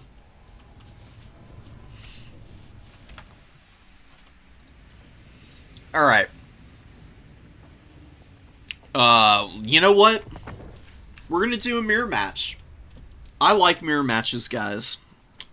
I must confess. The only mirror matches that aren't fun are undead mirror matches. Or Nurgle. Those are not fun. Everything else, though, is fair game, in my opinion. The one caveat to the undead mirror matches is Tomb Kings, which can be pretty interesting. I've noticed that people just love seeing, or love bringing all kinds of wild stuff in the TK mirror. But we've got lots of Lotherns, lots of White Lions on one side, and Tyrion with a High Mage. We've got Tempest, Arcane Unforging, and Apotheosis. Very solid stuff. Starwood Staff and Book of Hoeth. 2 Illyrian Reaver Archers, same on the other side, actually. And then just a staunch line of spears. The kind of stuff of legends, you know. This is what the High Elves are all about, right? Light Archers moving up. Everqueen's Court Guard on the field. That's interesting, honestly. You never see the ROR, Sisters of Avalorn. They do give some, Winds of Power recharge. And they're damn strong in melee and basically unbreakable. We'll see what they can do. I'm curious. KOTJ moving up to take the points. Did take the number 3. Working on the number 2 here. How do you take this engagement? It's going to be really scary. I mean, the archers are so squishy, man. And I talked about it a little earlier. I feel like Lotherns are just a straight upgrade over having spearmen and archers.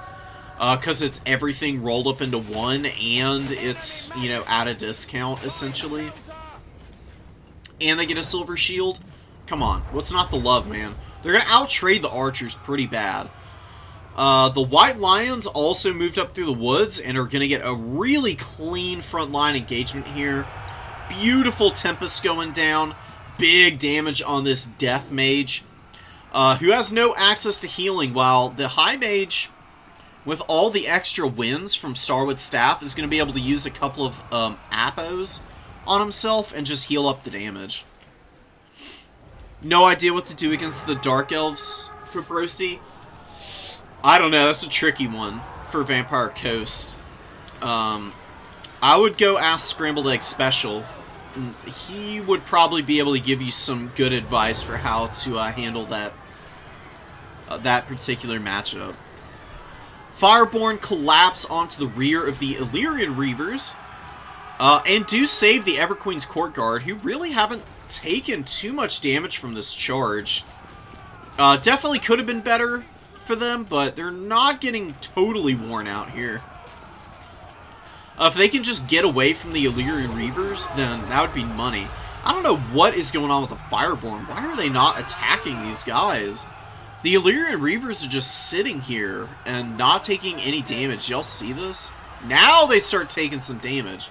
It's very bizarre, man. The funkiness of CA and Total Warhammer rearing its head there for a moment. BotBot is going to run away with this game, I think. This build with the Lotherns and White Lions, I think, is just way cleaner. And doing a very good job of diving into the backfield. Like, these guys have some missile resist and really high armor, so any non-AP missile is just never going to get through them.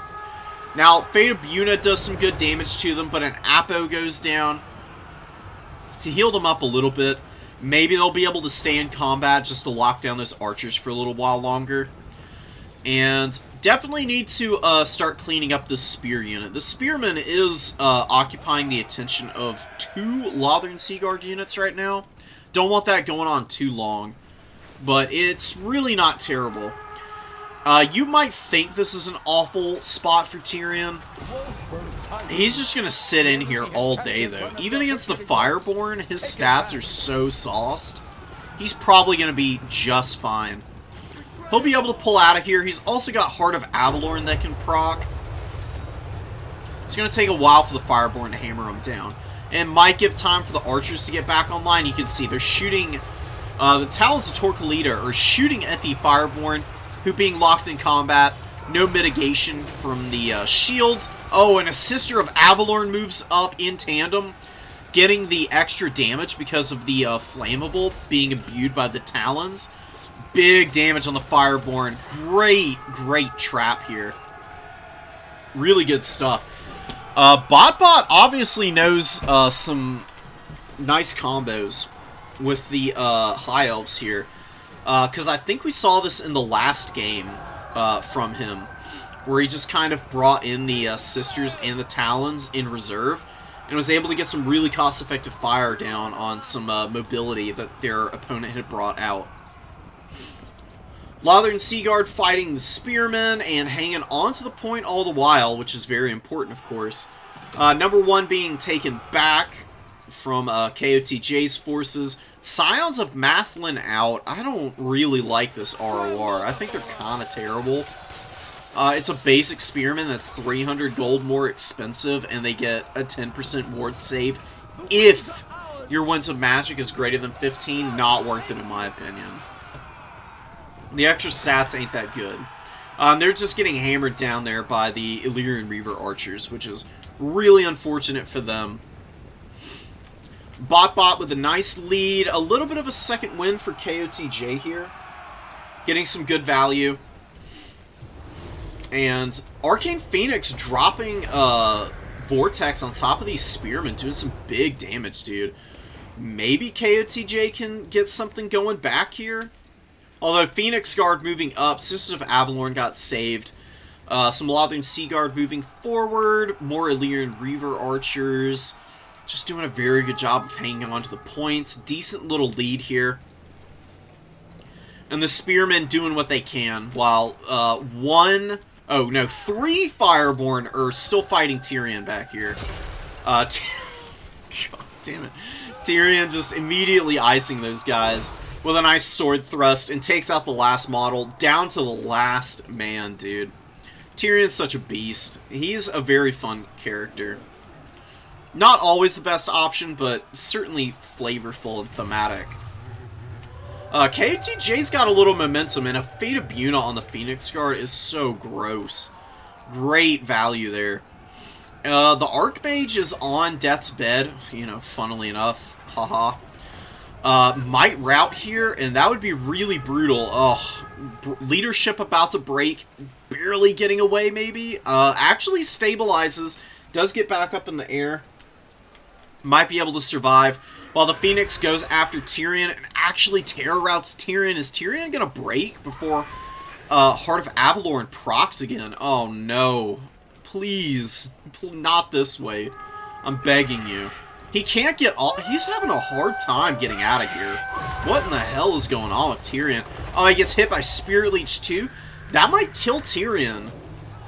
Before the Heart of Avalorn procs in the next couple seconds, we'll see. 63-25 barely procs in time, but he is routing, and the Arcane Phoenix can just escort him off the field. KOTJ might be back in this game now. It was looking grim for a moment, although now that I'm looking at it, there's just... You know, there was a staunch line of spears starting out for KOTJ. Bot was saving them for the late game. Just trotting just waves of chaff out onto the points to lock them down. Phoenix Guard ate a Buna and took a lot of damage. They've got a bunch of models left, and Apo on them wouldn't be bad, although it looks like a Tempest being preferred here. Just to finish off the leadership. And in this state of the game, I would say that it's going to favor Bot into the later stages. Losing that Caster and Lord combo there, a little too much. I'll put the High Mage Shatters, which is pretty funny. Pops the Book of Hoeth, but I guess got a little too close to the Spearman and got a little too frightened and is going to be running for the hills. Very unlucky.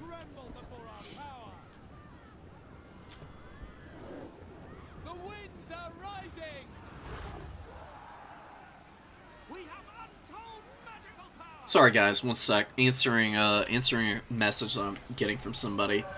Time sensitive. Silverhelms locked in combat with one another, ironically enough. One shielded and the other not, but an Arcane Phoenix is definitely going to tip the balance of this combat dramatically in the favor of KOTJ's forces. Probably going to be able to finish off those War Lions, but the cap issues are still coming in full effect. Not able to get up on the middle, and starting to blob up a lot of Silverins here. 2 Silverin Guard fighting the Phoenix Guard here. Phoenix Guard are going to take a while to get through. They're road blocking. They're doing a very good job of keeping a lot of this stuff off the point.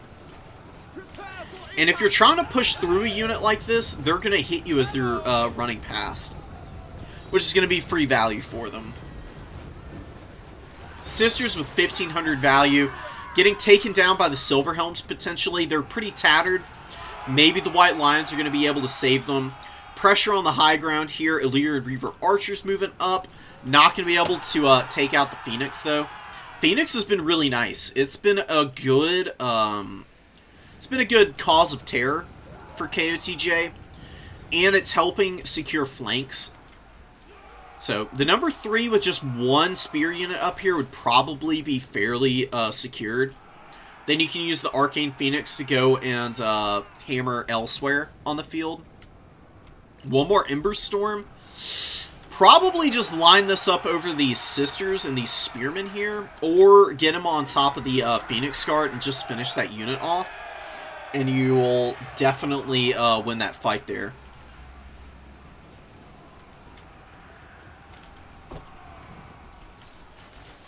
Illyrian Reaver Archers firing in, trying to hammer down these non-bow variant of the Illyrian Reavers, but need to play very carefully. Good micro from Bot. Can probably just come to the safety of the middle and side points here. Gonna countercharge with his own Illyrian Reavers, it looks like. KOTJ fully committing to trying to catch the bowmen. Getting dragged to their doom. The sweet siren song lures yet another poor victim and foe into its net, and that is going to be the end of that Cav unit. Spearmen doing their best. They just can't get enough cap weight up here. They don't do enough damage either. They're just going to be sitting here wet noodling against one another for ages, and that is, of course, going to favor Bot, who's got the 2 objectives still. I don't know what you could do here as KOTJ. Just keep summoning out more and more inefficient units against what's out on the field. Maybe just doesn't have anything to clear through this infantry. Like, the Arcane Phoenix is great. Does have terror, could get a big terror route if you're lucky, but even though the Lord is dead, High Elf leadership is just so damn solid. And wait, did Tyrion come back out? Why is the Lord penalty not being applied? What? Hold on. Is Tyrion hiding in a corner somewhere? No, doesn't look like it. But you can see there, the Spearmen aren't having any leadership issues. I'm not sure what's going on with that. Did he get, like, stuck on the edge of the map somewhere over here? He got chased off, I thought. It's very bizarre. I'm not sure what's up with that. Sometimes the tooltips aren't fully accurate. Botbot had that game in the bag anyways. Very nicely done. And I'll be right back. Take a little bit of a break. I need to go eat a little snack real quick. See you in a sec, guys.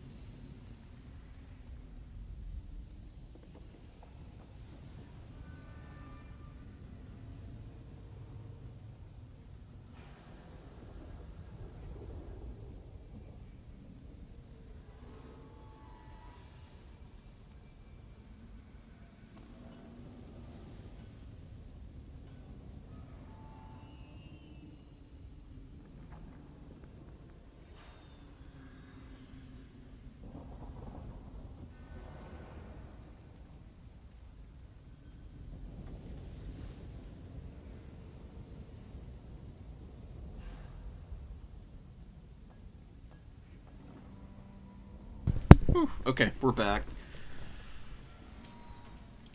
Really good games today. I mean, damn. Even the ones where I've been a little bit, like, skeptical of people's, like, initial engagements, people have been scrapping back from any deficits that they've had, which has been really impressive, you know. That speaks to a level of confidence that, you know, it takes a while to get there, but people have obviously really been practicing, which is always good to see.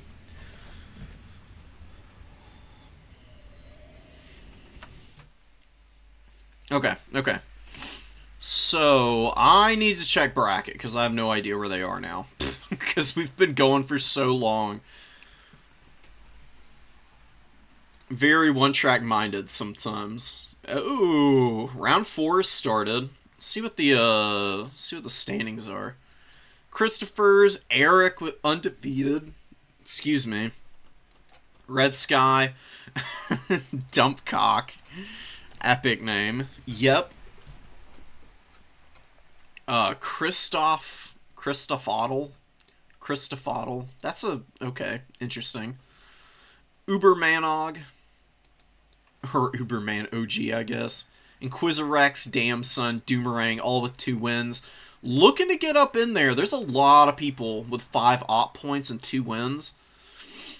There are a couple of people up here, though. Dumpcock and Yep, specifically. I'll show you. That way y'all can also see.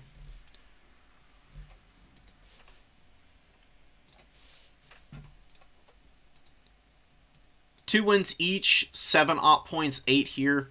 It's going to take a lot to get these guys, who are a little bit lower, some help to maybe squeak in here.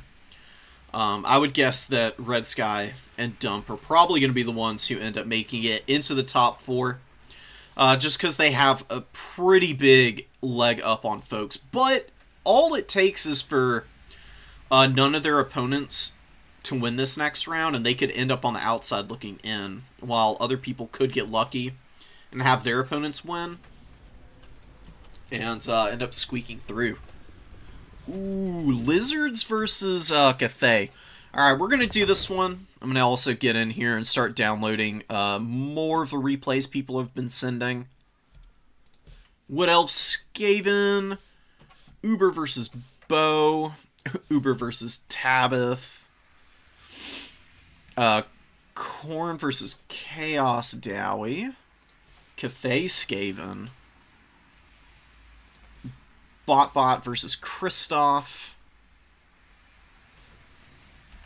And Yep playing versus Christopher's.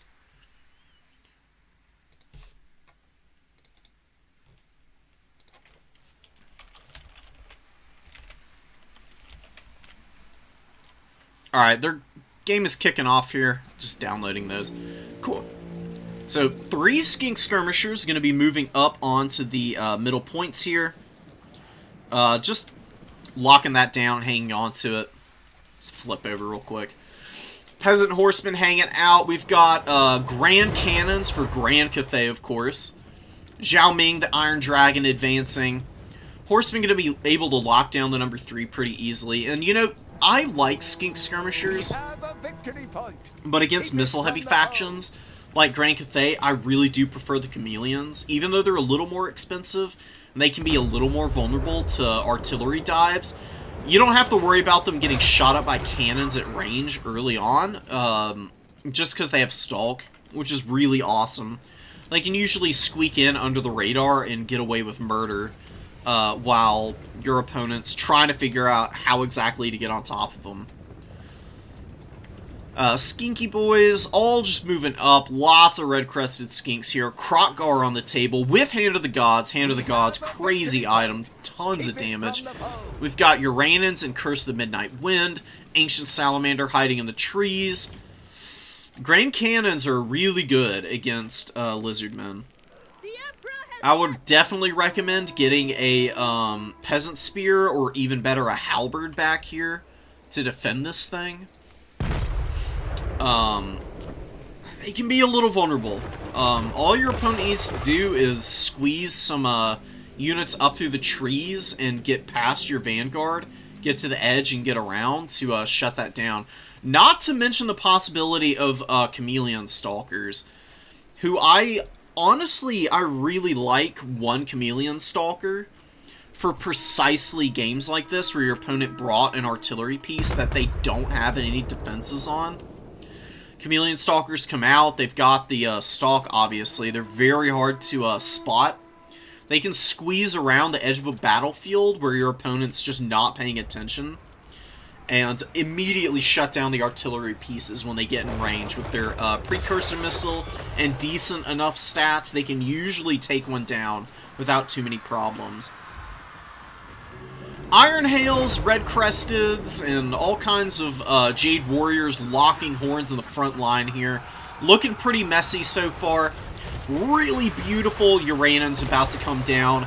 And with that Ancient Salamander shot, it's going to put these Iron Hail Gunners to rout down to 1400 HP. No time flat. Getting absolutely run over right now. They're taking an absolute unholy beatdown.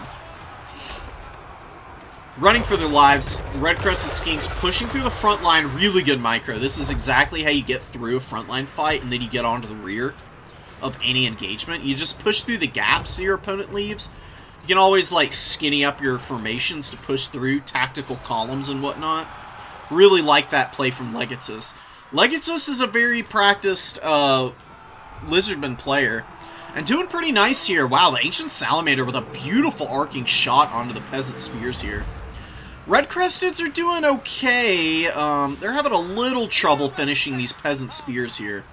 No Harmony there. Should be a little bit more manageable later. Oh, and another Ancient Salamander comes out. Cold Wind Spear Riders, 2 of them, or just, oh, 1 Cudgel and 1 Spear Rider, it looks like. Really cool.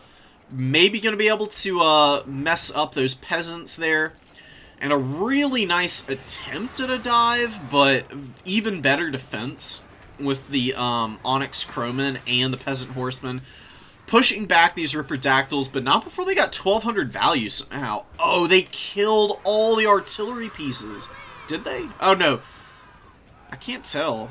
No, they are, because the wheels are broken. Okay. So, we've got 3 dead cannons. 1 is still online here. That's pretty brutal. And those Ripperdactyls got 1200 value, so I think I saw them fight an Onyx Crowman over here. Maybe they killed them, killing some of the cannons, and then the damage on this Onyx Crowman and the Peasant Horseman. That is amazing value from that Ripperdactyl. And that is a big momentum shift, honestly, because the Grand Cannons can be a huge deterrent for using your Ancient Salamanders and your Cold One Riders to full effect. The infantry's looking pretty thin for the Lizards, but again, Lizards just have hordes of cheap cap weight in the Skinks that they can throw forward and do really good damage with. Not to mention just stealing objectives away constantly. Really nice Curse of the Midnight Wind. Good focus fire from the Ancient Sallies. You gotta love these Sallies, man. They're just happy little fellas. They're so cute, too. Like, this is probably one of the cuter units in the game. Look at them. Just so happy. Having a grand old time back here. And actually helps break these Jade Warriors and the Peasants with their little breath attacks, man. I would say, in terms of effectiveness against infantry, Ancient Salamanders and Skull Cannons, probably 2 of the scarier, like, kite units that you can see on the field. They function very similarly, and they're also equally effective against SEs. Skull Cannons just get the added benefit of extra damage from the Vortex, as well as, you know, having healing and ammo regen in melee combat. That Ancient Salamander just took out 8 Crowmen with 1 good shot. That was really nice. Source Spears moving up, going to be very durable cap weight to have to move off the field for Cathay, and Cathay has lost the objectives. They are going to struggle to get back on these, man. They are terrible at pushing people off of points. And look at the Skink Skirmishers. They're shooting at the halberds here, I think. They're on fire at will, so it doesn't give you an accurate representation of what they're firing at. Oh, maybe shooting the Onyx Crowmen, because these guys went down real quick. And the breath attacks from Zhao Ming have really not been as punishing as they need to be. This guy's great. Dragon Breath is an incredible spell. The issue that it can run into is against tightly packed infantry and heavy armor. It's going to be a little less effective against the Saurus, but it's still going to do okay work against the 60 armor. And what do we have here? A Uranon's coming down. Does a little damage to the Crane Gunners. Crane Gunners do shoot the Skink Priest away, but Ripper Dactyl's flying in. An absolute massacre in the works here, folks. Ripper Dactyl's on top of a Crane Gunner is going to be the shortest fight of all time, man. Even with the rear charge from the Jade Lancers here, I don't think they're going to be able to peel this quickly enough. And you can see Crane Gunners dropping HP in models like crazy right now. In come the Onyx Crowmen. This is worth it, though. This Ripper Dactyl, dude, just disrupting all these missile pieces has been devastating. Grand Cathay is so dependent on their missile units getting good value in order to value trade. Their infantry obviously leave quite a bit to be desired. And in Dom mode, that can be pretty rough. You need durable cap weight with decent damage output to be able to hold points without any support sometimes. And that's just not available for Cathay right now. Maybe when they get DLC stuff, they'll be in a little bit of a better position. Look at the accuracy on the Ancient Salamanders, dude. Oh my god. They have just been giving Cathay fits this entire game, and their value doesn't look crazy, granted, but 165 kills, 199 here.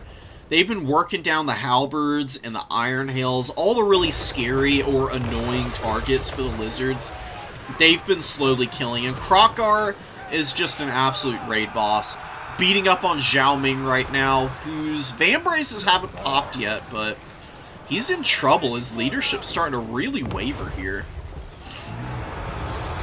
Cold Wind Riders intercepting the Jade Lancers really nicely, big damage on them. And honestly winning that trade so far. Wow, dude. The AP on those Cold Wind Riders is nice. It's so strong. Yeah, Cathay is not the most popular faction. They're damn good. They're just really hard to play. There's so many things you have to keep track of. You have to keep the harmony in mind. You have to keep all your artillery pieces protected. You know, you gotta watch your peasant spears. It's not easy. It's very difficult. I like the Cathay build here, but Despoiler just needed to protect the artillery piece a little bit better, I think, with a halberd. A Jade Warrior halberd on this arty piece would have made it pretty hard to deal with. And the Grand Cannons, when they've got their full number of models, are really devastating. They will shoot you off a point. Even if it's infantry, getting the extra harmony also increases their accuracy.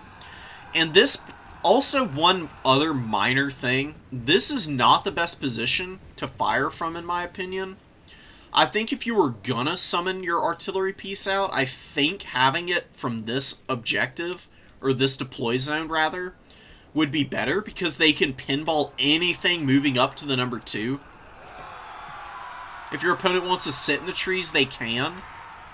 But even from here, just sitting back here on this point, you can still hit the number 3 objective. And then you can just lock down on 2 objectives as Cathay, which is really all that they can do right now. Maybe when they start getting some DLC stuff, they'll be able to play a little bit more of a wider battlefield spread than they currently can. You can see, Zhao Ming goes down, his leadership broke. Krokgar finished him off. And now the lizards are just mopping up any of the stragglers, and the ancient salamanders are just still absolutely wrecking the Jade Warriors, man. Another breath is going down here, taking out another 10 models. Look how many guys got killed by that shot. All these dudes here, you can see just heads and body parts everywhere. Jesus. It's brutal. Ancient Sally kiting back, and we'll fast forward through the rest of this one. since it is pretty much over at this point. What's up, Hoot? How you doing, man? Leggett's really good. And getting better all the time, which is awesome to see. You can't count anybody out in this game nowadays. Even like new players, a lot of them are honestly pretty practiced, either just playing campaign and watching some multiplayer stuff. You know, people come in prepared now. So you gotta take everything as it comes. You can't be overconfident at any point at all. 1300 on Krokgar. Skink Priest didn't get a lot done. Kind of got wrecked a little bit. I prefer these guys on foot. The Pterodon's nice, but makes them much more appealing for ranged units. And for bigger flying units, or, I mean, not bigger, but like for flying units of the Pterodon size, if they had more HP, it wouldn't be so bad. But, what you do with the Skink Priest, especially if you have Uranon's Thunderbolt, just stay back. You don't need to get all that close. Uranus has 300 meters of range. Basically, you're a little artillery piece with Uranons.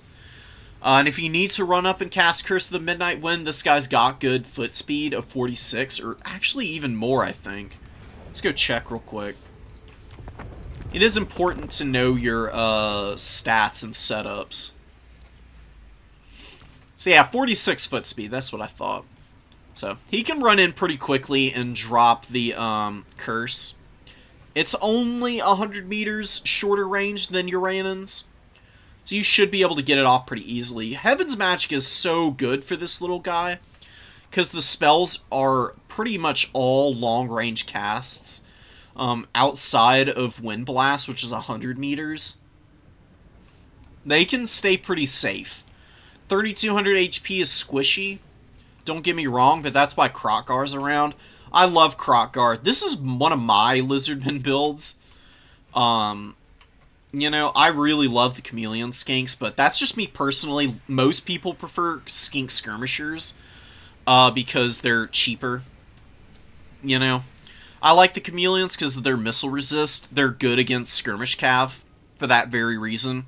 They've also got the poison. They're a little bit better in melee combat. And I find the hit and run tactics to be a little bit better with them. They can pull out of position, they go back into stalk, and they can like maneuver to another portion of the battlefield where your opponent might not be prepared for them to pop up, and they can start chunking down some squishy targets of opportunity, which is nice. An Ancient Salamander, I just love Ancient Salamanders.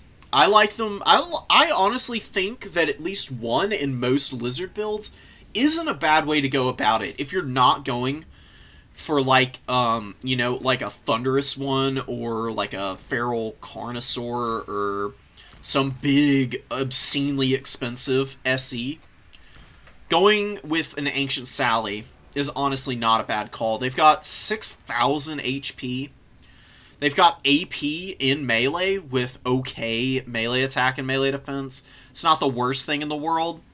They're not designed for it, but they can hang in combat for a little while at least, and they're also fast as hell. 75 speed is crazy. They're faster than Skull Cannons, and like I said, Skull Cannons are already one of the more annoying, like, artillery mobile pieces in the game. And they've got, you know, solid range at 160.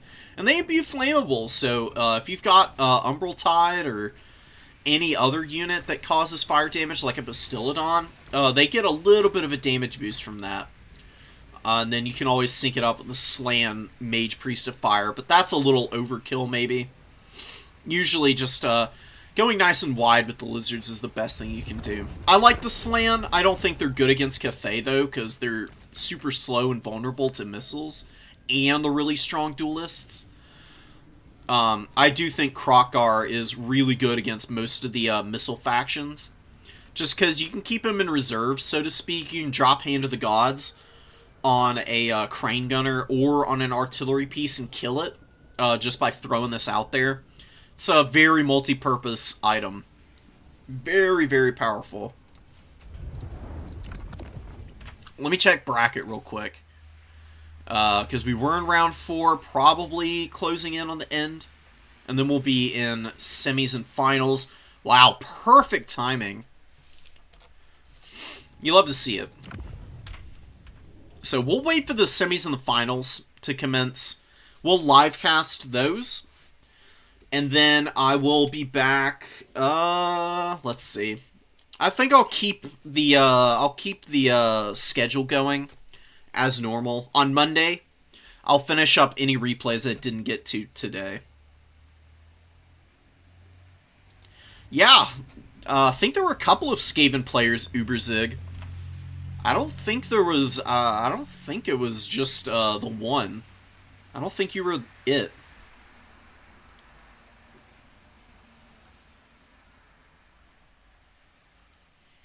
I understand a spoiler, but unfortunately with Cathay you kind of have to. Because the artillery crew is so squishy. And against the lizards, they've got so many good big targets that can do just incredible DPS against those things. Yeah, the cannon models do die quickly, but see what happens to spoiler if you stack your here. I'll show you what I mean. This will help with the survivability of the artillery crew. Just there you go. Okay. So yeah, Mao Ying, whatever. Where are the cannons? There's a cannon. There's a halberd. All you do is you just stack the halberd over the top of your artillery pieces. The artillery isn't really obstructed when infantry are sitting on top of them. They can still fire. I just want to keep them stacked together a little bit so that some of that damage gets spread around. And these guys can poke down heavily armored targets and the lightly armored stuff as well. Because Ripperdactyls, they're very, very disruptive. And I saw you try to use the Horsemen and the what are they called? The Onyx Crowmen to buffer. But they can only do so much. And you get the Harmony. Like, don't underestimate the reload skill that it gives these guys. Because it's pretty strong. You keep Mao Ying away from here, even the basic Harmony is lowering that reload time by a significant portion. Like, it's 22 seconds at base, now it's 19 seconds. So they're going to fire their ammo off a lot quicker. I'm telling you, the Grand Cannons are a huge force multiplier for Cathay just by being around. You can do something like this, and they're still going to fire. And then you've got a very nice little buffer for them. And your Jade Warrior Halberds will be braced, and they'll get the charge reflection off.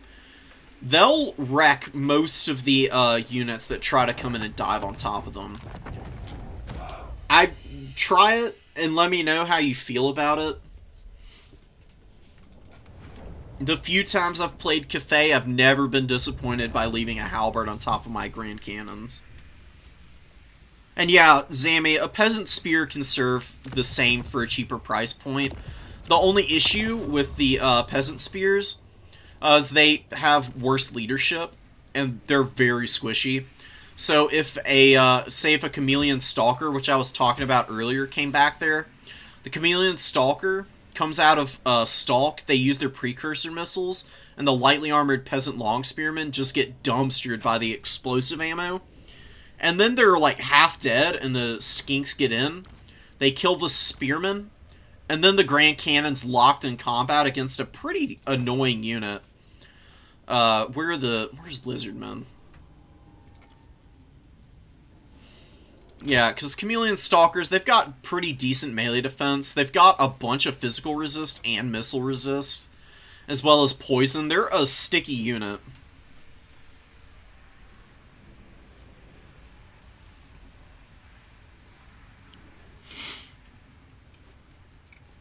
Yeah. Yeah, breath attacks also. It's tough, though. Cannons are just tricky business. Protecting artillery is an entire, like... It's almost like a mini-game within the actual match itself, you know? Like, nobody wants to have to dive artillery, but if you have to, people will. And if you can force your opponent to feel like they need to, then boom, dead.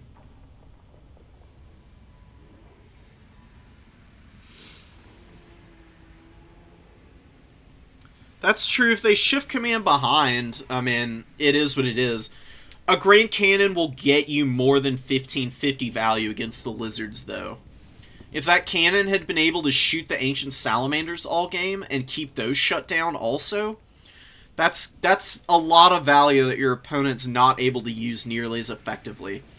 Because Grand Cannons hammer, absolutely hammer Ancient Salamanders. It is not fun for those Lizards. They have to move around a bunch. It's a lot of micro to stress on your opponent.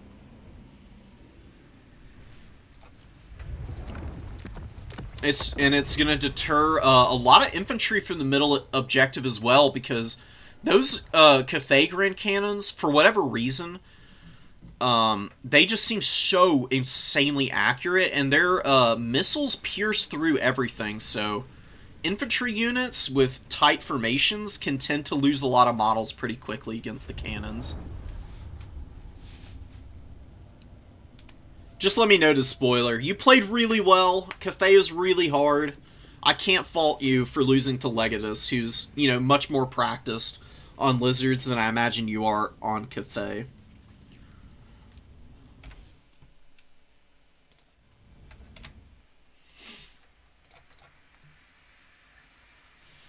Okay.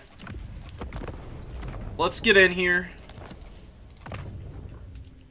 We've got our semifinals matches ready to go for us. Oh, Mr. Mushroom on the Dark Elves versus Khorne. You might think Dark Elves have a pretty good matchup here, and in some ways they do. There are definitely some tools that Khorne is able to bring, though, that the Dark Elves really struggle against. But if the Dark Elves play a really good mobility game, it's going to be hard for Khorne to be able to hold on to the points until they get a overwhelming victory. Because there's just so many quick AP missiles on the field. There's AP cavalry. There's... shades aren't bad in a pinch. I don't recommend them. But if your opponent's not prepared for them and you can sneak them up somewhere, or they can get some good shots off early, they can really, really chunk down some of the heavily armored warriors.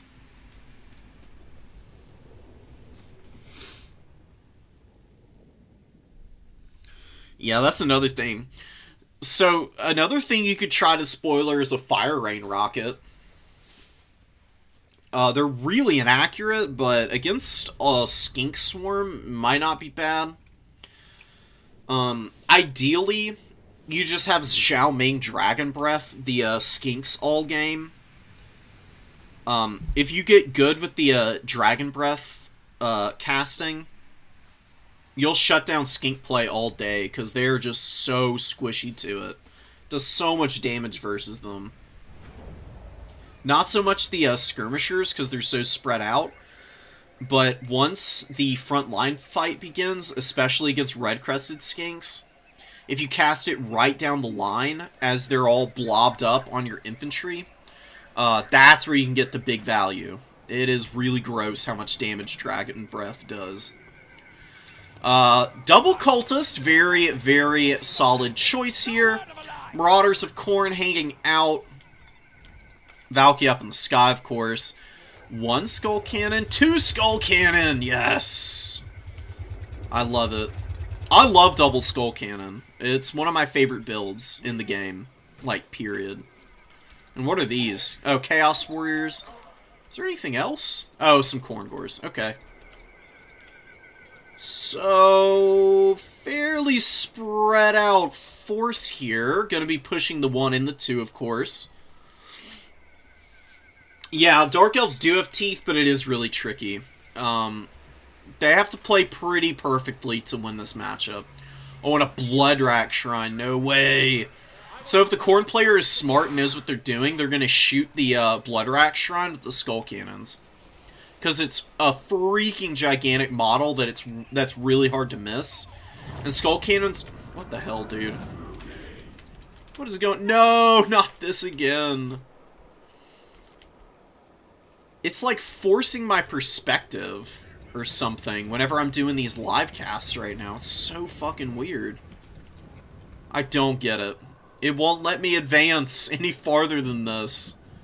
I'm straining against it.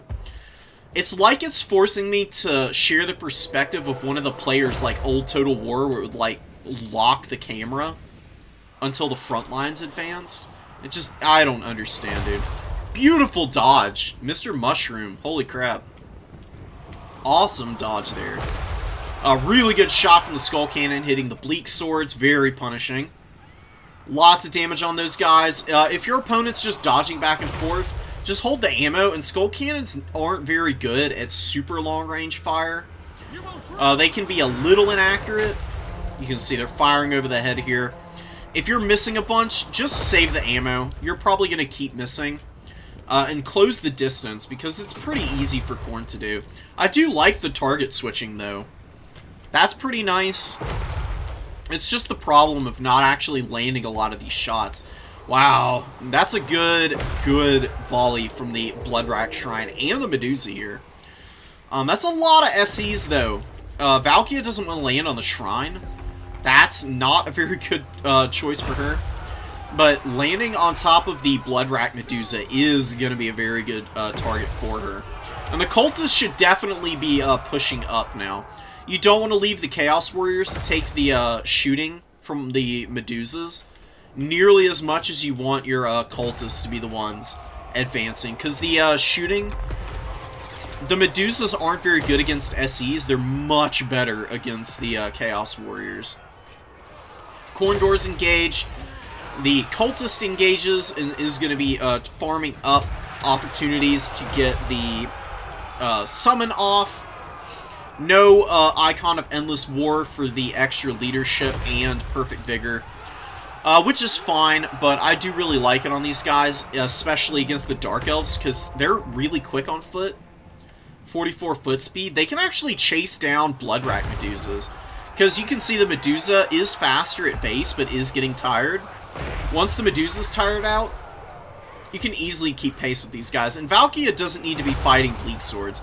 Blobbing them up for shots from the Skull Cannon ain't bad, but we're going to need a little bit of aggression and movement out here from Khorne, because they're falling behind a little bit. They've got a lot of Chaos Warriors blobbed up over here on Bleak Swords and Dread Spears. They're pushing too many objectives at once.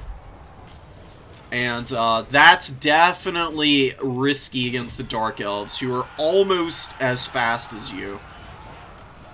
Harganeth Executioners in the opening. No freaking way. Or at least coming out early, man. Look at this. Elite Dark Elves doing some serious work against Khorne right now. They just massacred those poor Marauders, dude. Holy hell. Dark Shard's getting shot down by the Skull Cannons. Skull Cannons running out of ammo means they're going to have to engage in melee combat, which is going to be really tricky for them. Cultists are very healthy. A lot of the Warriors, though, they really haven't gotten a lot done. They've mostly just been getting wrecked and struggling pretty mightily. Marauders eat the Pit of Shades, maybe thinking that they were all blocked up here together. But not hitting the Chaos Warriors is a big mistake. Much more valuable target. But Harganeth Executioners are engaged against them and doing some pretty good work.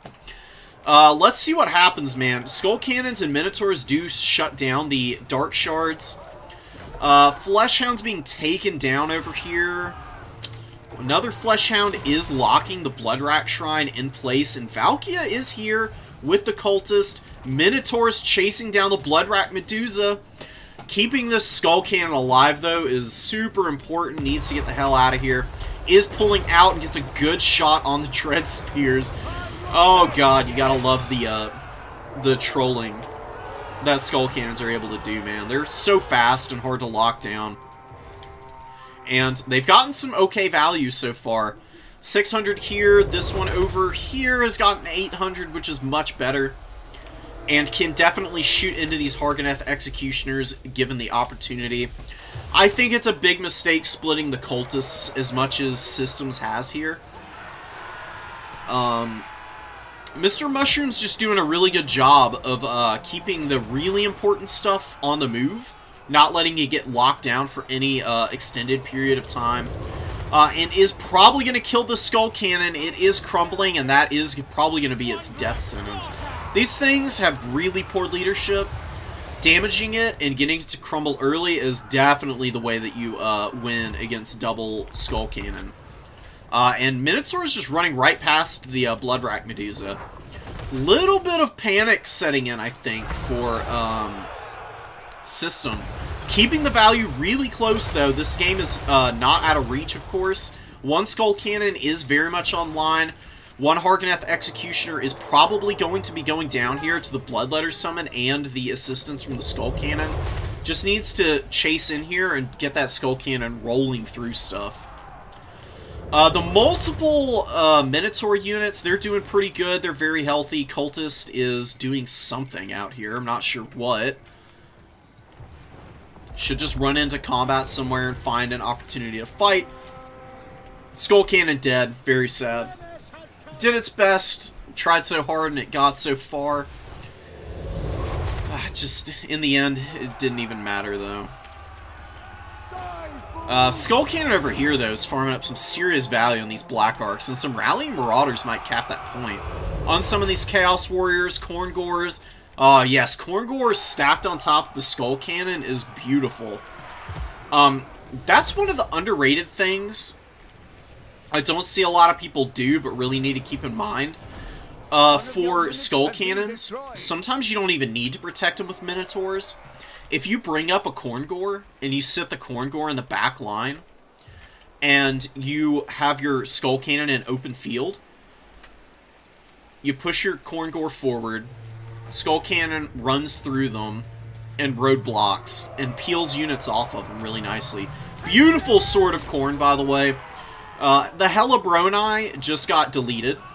There's 104 models, and they have 800 HP, so all of them are on 1 health, which means they're going to die really quickly here. And the Harganeth Executioners also took a pretty serious blow there. Coldwood Knights did beat the Minotaurs, though. This Minotaur unit's getting hit by Melkoths. They're going to get on top of the Bloodrack Shrine here, get some good damage. We need a collapse from both of these Spear Riders right now before this gets out of hand. And the Skull Cannon just farming value on all the high tier units for the Dark Elves. Harganeth Executioners go down. Black Ark Corsairs rallying, but now the Skull Cannon's on top of the Khorngors, and it's going to be very hard to deal with. Beautiful dodge on the Sleipnir. The Blackguard of Nagron just completely avoided that, and wow, did the Bloodrack... Oh no, the Bloodrack Shrine is moving elsewhere. Is still alive. Harganeth Executioners taking down the Cultist. Really nice. Valkia, though, is killing the Medusa over here. No more Medusa for you here on this flank. Skull Cannon gonna need to help out these Khorngors. The Khorngors just need to stay in combat here and do their best. How much ammo does the Skull Cannon have? It's got 2 shots. It might be able to get this Bloodrack Shrine on the verge of breaking here and then farm some more ammo off the Dread Spears. That would be my advice for the play to go for. Fleshhounds are going down here, but they've done a very good job of helping out these Minotaurs. And they've managed to beat the Coldwood Knights, which is awesome. These guys need to get the hell away from the Blackguard. Blackguard of Nagron are going to wreck those poor little Fleshhounds if they stay in combat there. Fury's leaning on the Dark Riders, and we got Khorngors moving up. Really good timing. Pit of Shades here. Oh my goodness. That was well done. Very nicely played. And Skull Cannon, it is able to help rout the Dread Spears, but the Khorngors are routing. They'll probably rally in here in a moment. It's going to be... Look at this, man. Bumper car time. Skull Cannons are usually pretty good at winning those, like, bumper cars trades, though. Although with all of the infantry and Dark Riders here, maybe it'll struggle a little. Just running it away right now isn't a bad idea either. And it actually hits the Supreme Sorceress there, which is pretty funny. I think it's on fire at will, which is going to mean that it's not going to fire nearly as efficiently as if you're manually targeting them. That's what I swear by.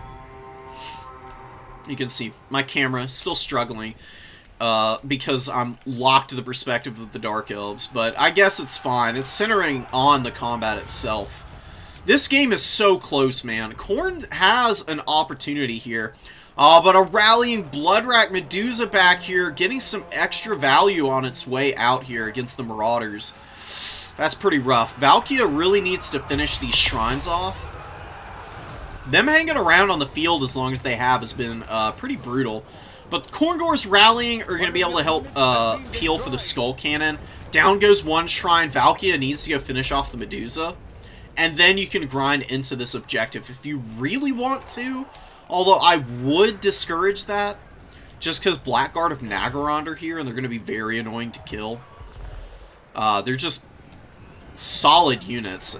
Even if they aren't going to, like, massively outtrade the Marauders and it takes them a while to finish, they're still going to hold up the cap for a long time here.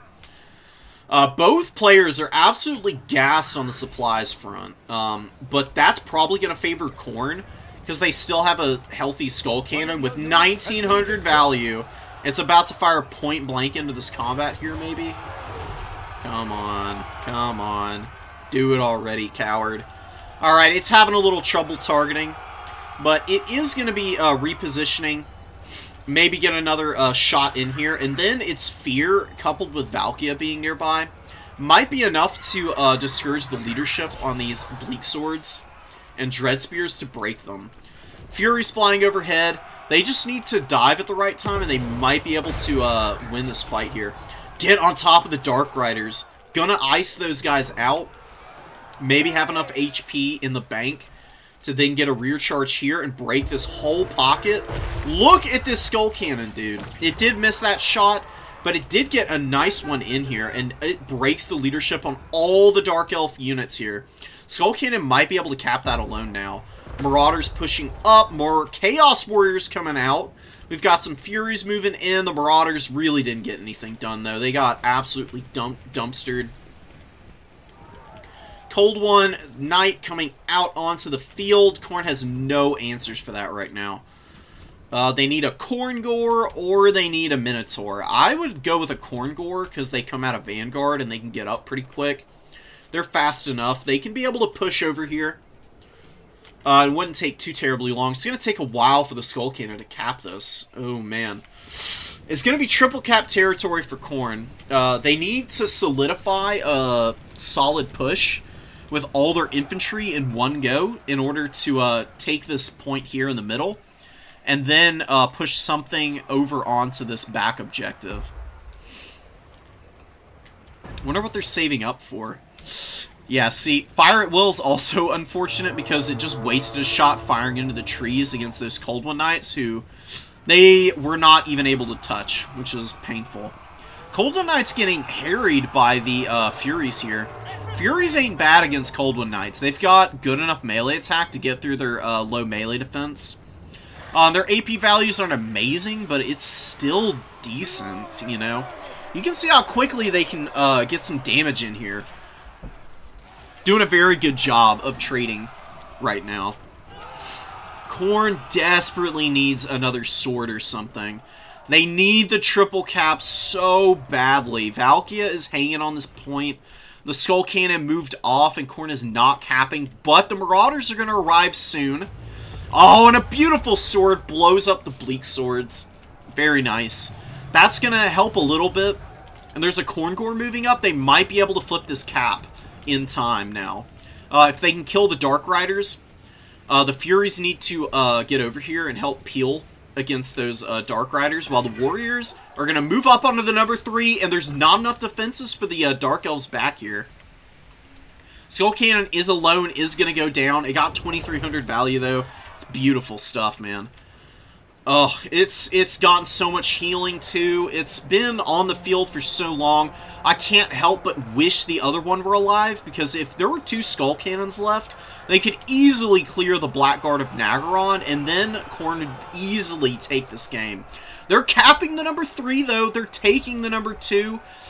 Cap points are pretty close. The Fleshhounds should probably move over and help flip this quicker. Hargoneth Executioners moving in. We do have Marauders finishing off some Coldwood Knights. Valkia has been so good this game. Using her perfectly, not chasing the enemy Lord fruitlessly, and instead engaging Coldwood Knights, Dark Riders, the Medusas whenever possible, and just getting back up in the air, finding another cost-effective target to fight, doing really solid damage. Skull Cannon gets one last furious shot of vengeance off. Takes down a Coldwood Knight, gets a little damage on another. Khorne hanging on to all 3 objectives now. Danger zone for the Dark Elves. They are going to have a really, really hard time taking these objectives back. They do have a lot of stuff coming over here. Do not move the Chaos Warriors. They are too slow. They're never going to get there in time. Keep the Warrior there, and you send the Marauder, because the Marauders are faster. They can actually get somewhere before the game ends.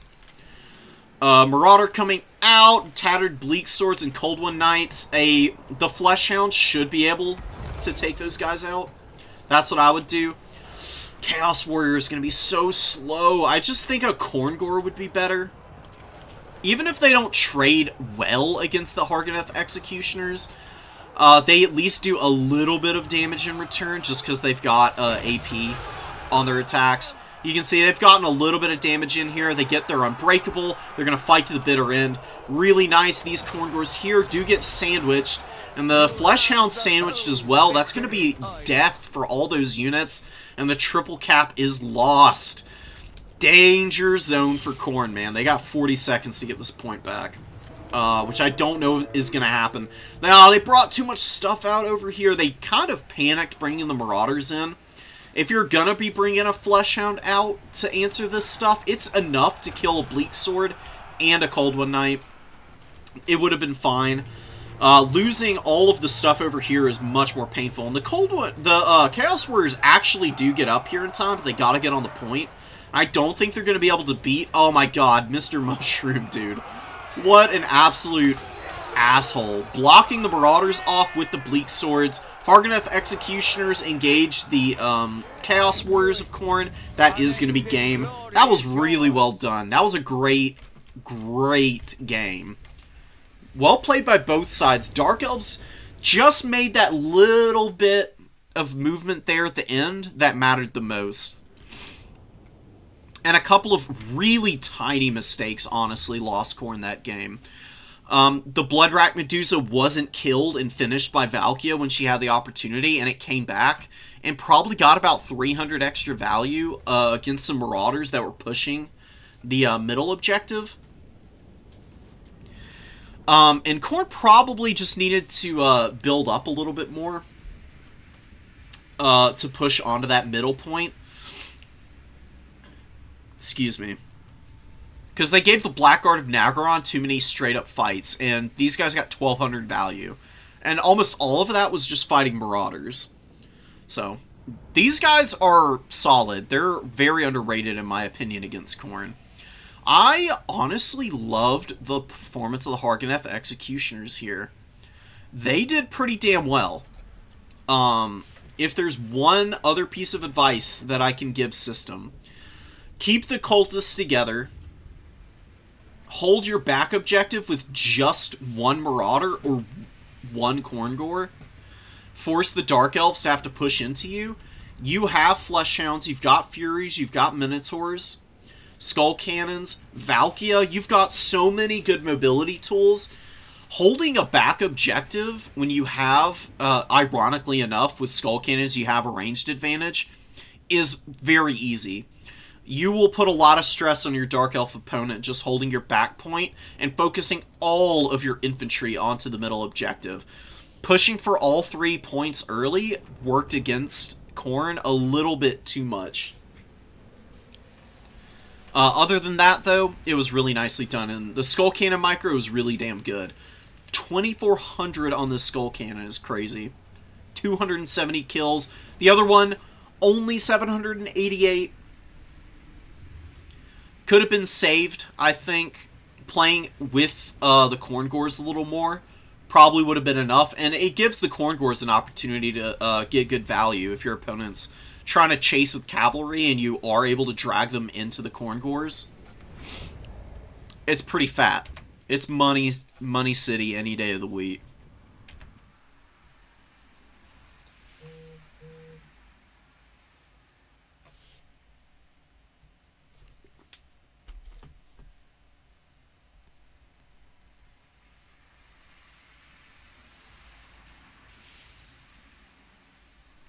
Give me just 1 second, guys.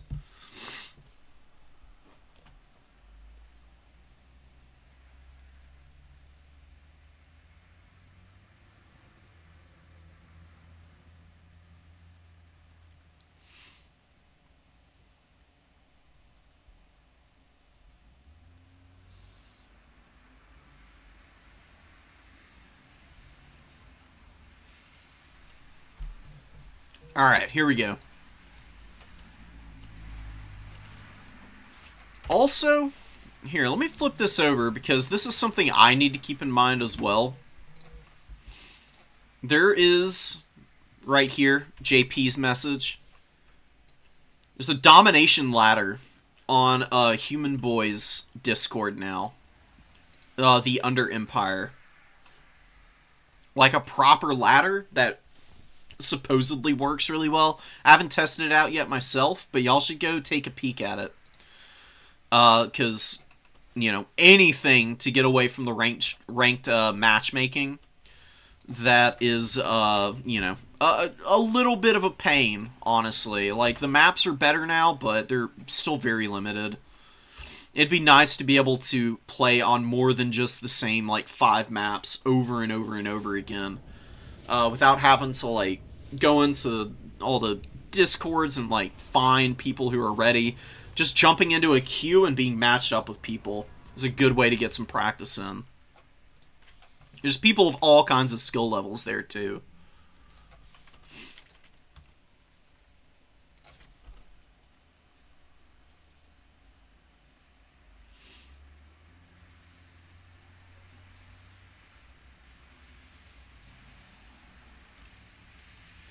Yeah, the realism setting, I guess so. I guess it's been on, it has been on the same person's, lobby each time that's happened live, so I would guess that they must have, the realism setting turned on.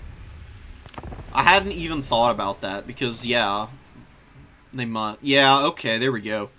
Camber restricted with 200 meters. Any enemy units more than 600 meters away will be hidden.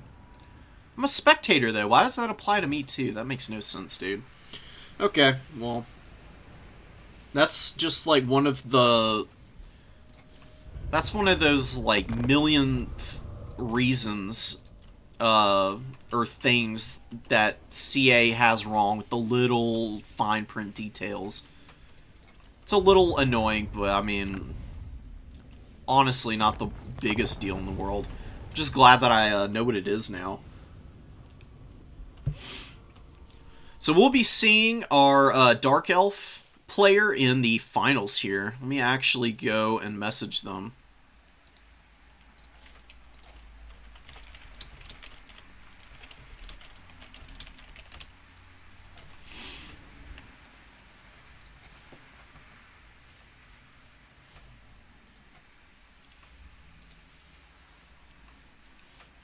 Is the other side of bracket done too? That's what I need to check on.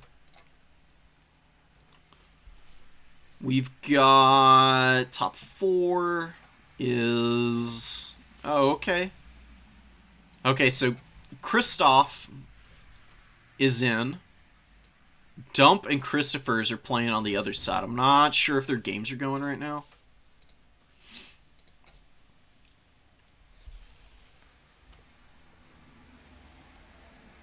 You've played the ladder, Tabith? Hell yeah.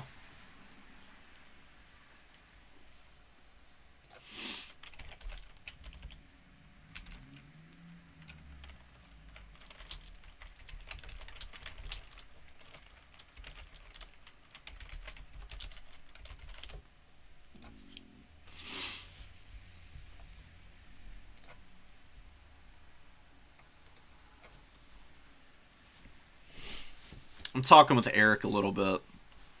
I'm not above admitting that I have a huge bias towards other Khorne players.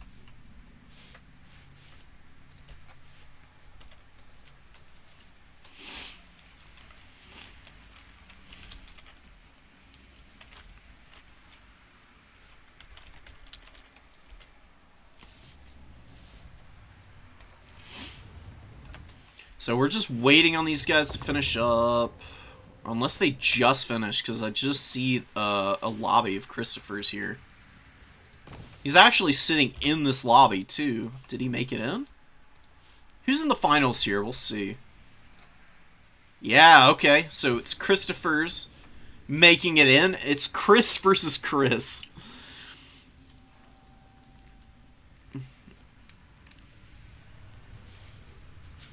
Massive numbers of them swarming in from every corner.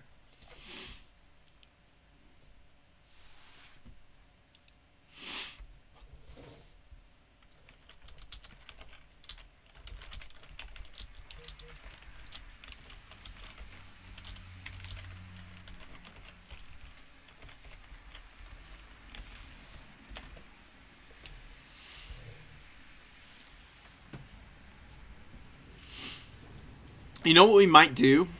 On Monday, I'll finish up the replays from today, and then maybe we can do like an hour or a couple hours of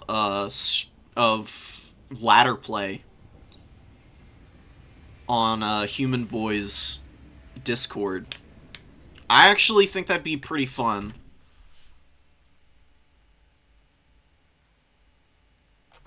From what I've seen, none of my games casted. Your time will come, Tabith. Don't worry about it. It will be on Monday, but...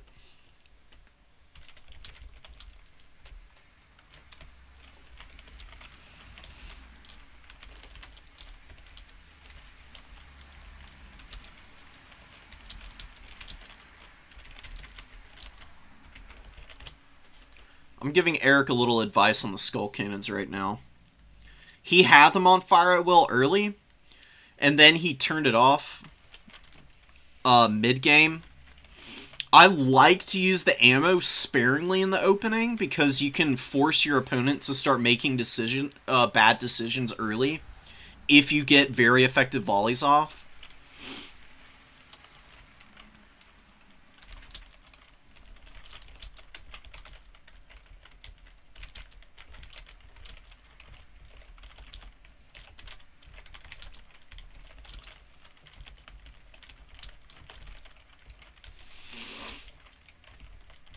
Yeah, better to target with the early volleys yourself for max damage and pressure op to dive.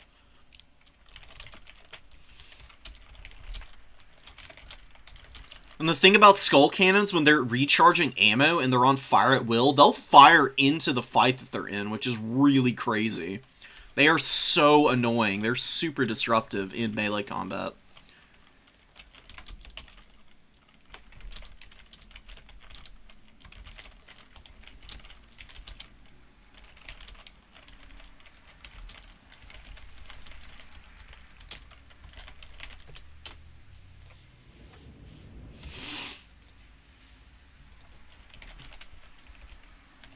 Skull Cannons are like the most ridiculously tech-heavy unit that I can think of on the Khorne roster.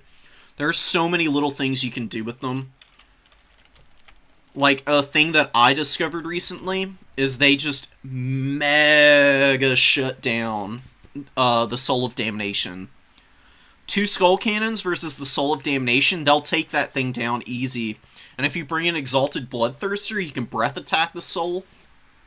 You kill that artillery piece, and the Warriors of Chaos are going to cry, because that's their only good tool against Khorne, honestly. Or at least it seems that way. They've got other tools, but it's the one that they rely on the most right now.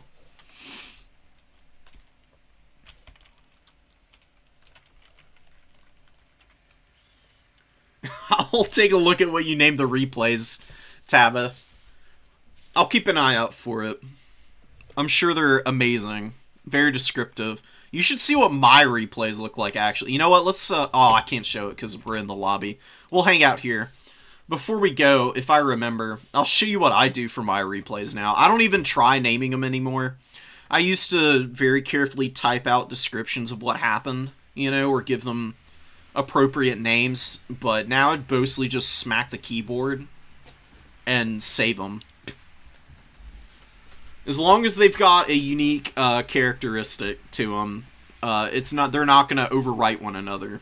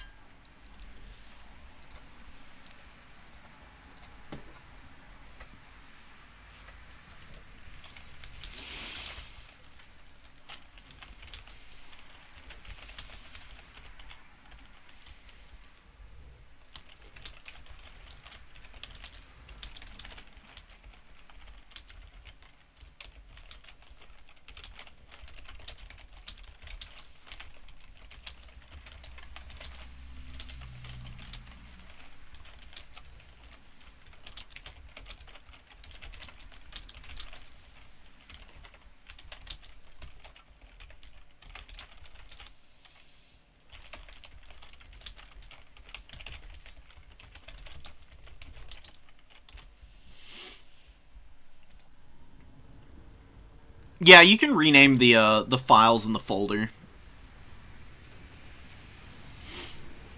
Oh, you lost to Christopher's in round 3. Christopher's is such a good Chaos Dowie player. It's pretty impressive.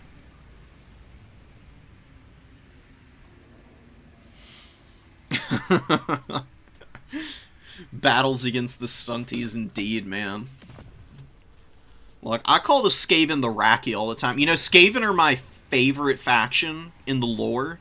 And from a, like, design perspective, I don't like playing them all that much.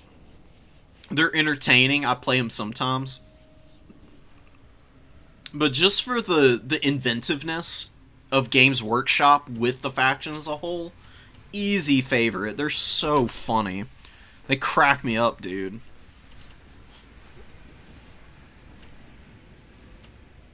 Like, the way I always think about Skaven is just, they're essentially what would happen if anarcho-capitalists took over the world. Literally the exact same, like, goblin brain mindset. What is Christopher's doing in a new player tourney? Has technically never won a leaderboard qualifying event or a new player tournament. Christopher's has been around for a while, but, you know, in terms of, like, the number of games played, you know, has come in and out over time. Like, been playing for, like, a year now, maybe?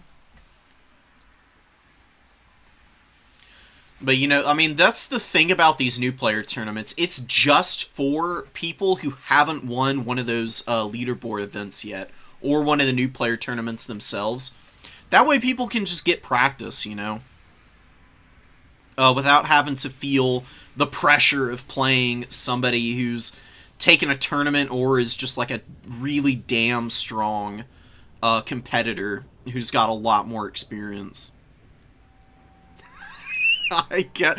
Alright, I mean, I'm not going to argue with that, Lahoot. But if he wins here, we won't be seeing Christopher's anymore. Then he'll have to play in all the advanced player tournaments again.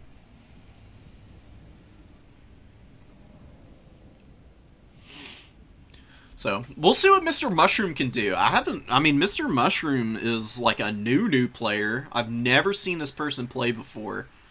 And has come in, and I'm pretty sure was undefeated. Let me actually check check that bracket again real quick while they're loading in here.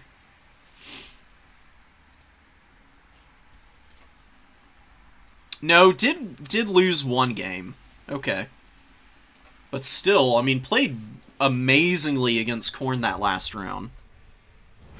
Trying to protect the young. You can't protect them, Loot. You know? There is no safety in this world, little one. There is no paradise for you to run to. Or whatever the berserk quote is. I ain't wrong. I'm only losing because they are better because they have years of experience. I mean, oftentimes people do. You know? I've said it before, I'll say it again, it takes a long time to get the game knowledge up on this whole, like, series of factions. I mean, there's 24, there's, like, who even knows how many units? I still haven't counted, but there's, like, 500 plus units in the game. There's a lot to keep track of.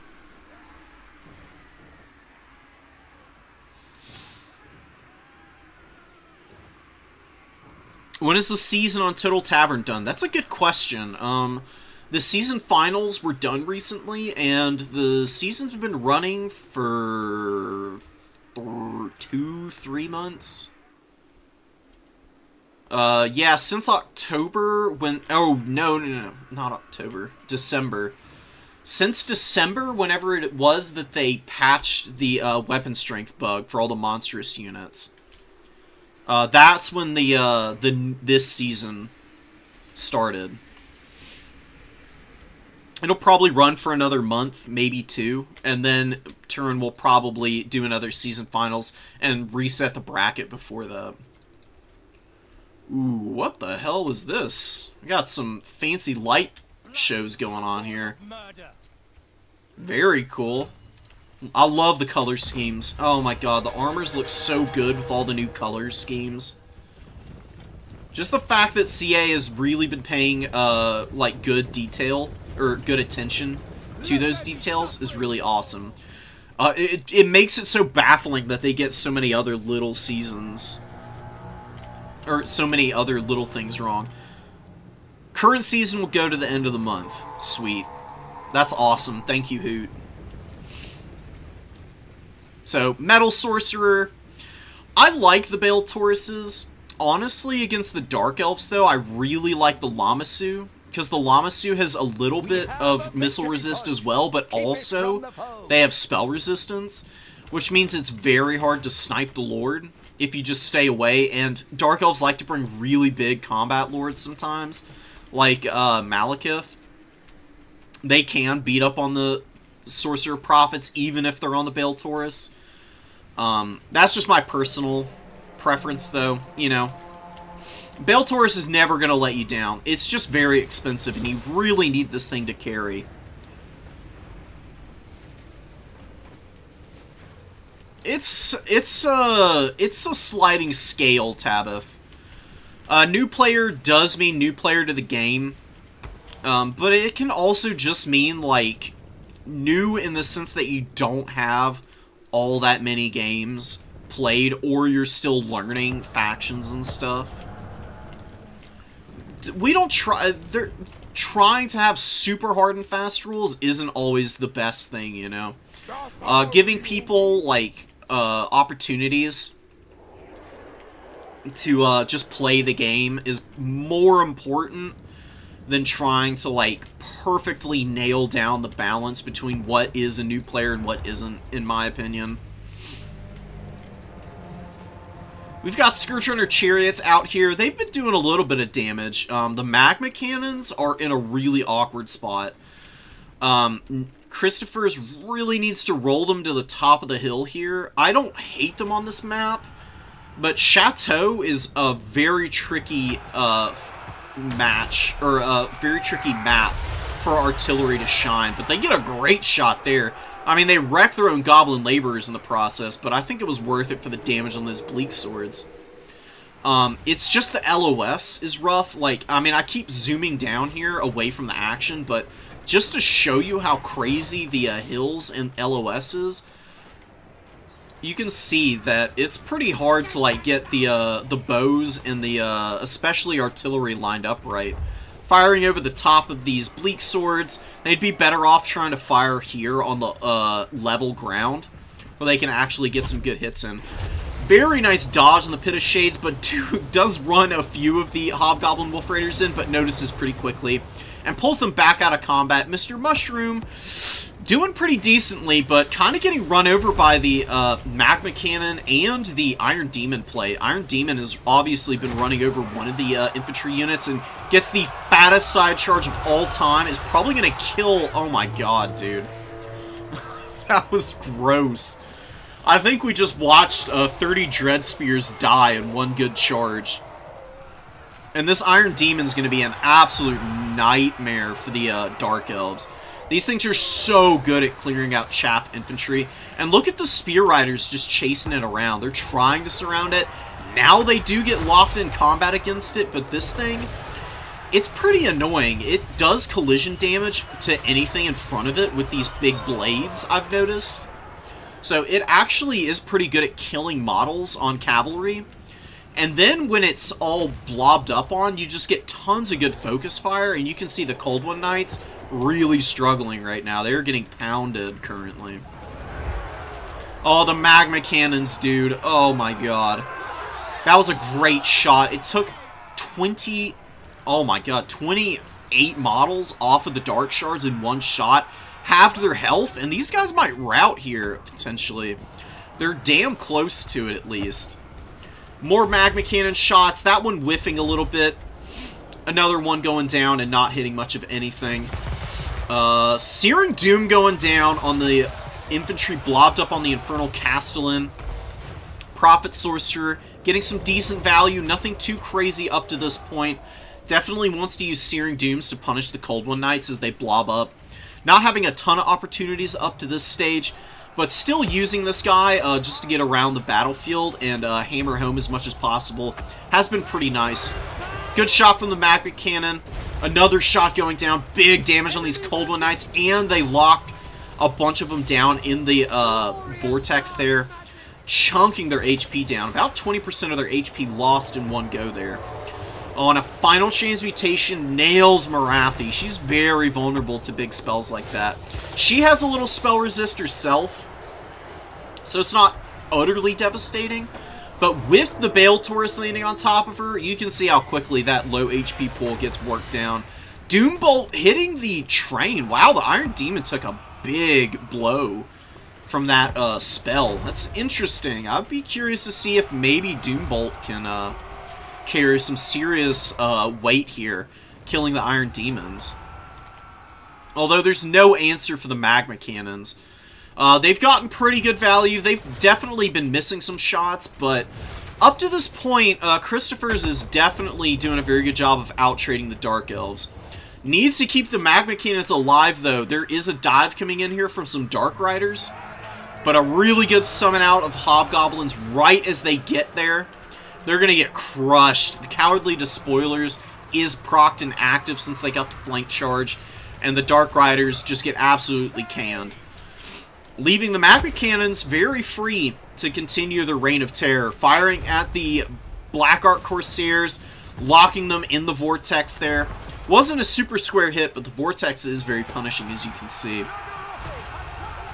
Holding on to the number one just barely are the Chaos Dowie. Fireglaves are engaged by Bleak Swords and Dread Spears. They'll be able to hold there for quite a while, but getting your caster over to start dropping some Searing Dooms and maybe terror bombing that position would be pretty nice to free them up. Oh my god. The Black Ark Corsairs just got one-shot by that Magma Cannon round. They were blobbed up for some reason. I think maybe the Iron Demon did it to them, and then the follow-up from the Magma just... Dude, I'd be so frustrated if I were Mr. Mushroom right now, because these cannons are just wrecking my infantry. The entire front line for the Dark Elves has just been getting absolutely hammered over and over again, and a good Searing Doom goes down and frees up the Dread Spears, or not the Dread Spears, frees up the Infernal Guard from the Dread Spears and the Bleak Swords here. They're going to be moving into combat. Chaos Dowie Warriors versus Harkonneth Executioners. Brutal combat for them. Flaming Breath wouldn't be bad over here. Just right down the line. Chasing Marathi is going to be a little bit of an exercise in futility. She's got 105 speed. She's so quick. There's no way you're going to catch her. And you need to start capping the points up. The value trading has been good, but a lot of that is being carried by the magma cannons. There's not a lot of infantry out here on the field right now.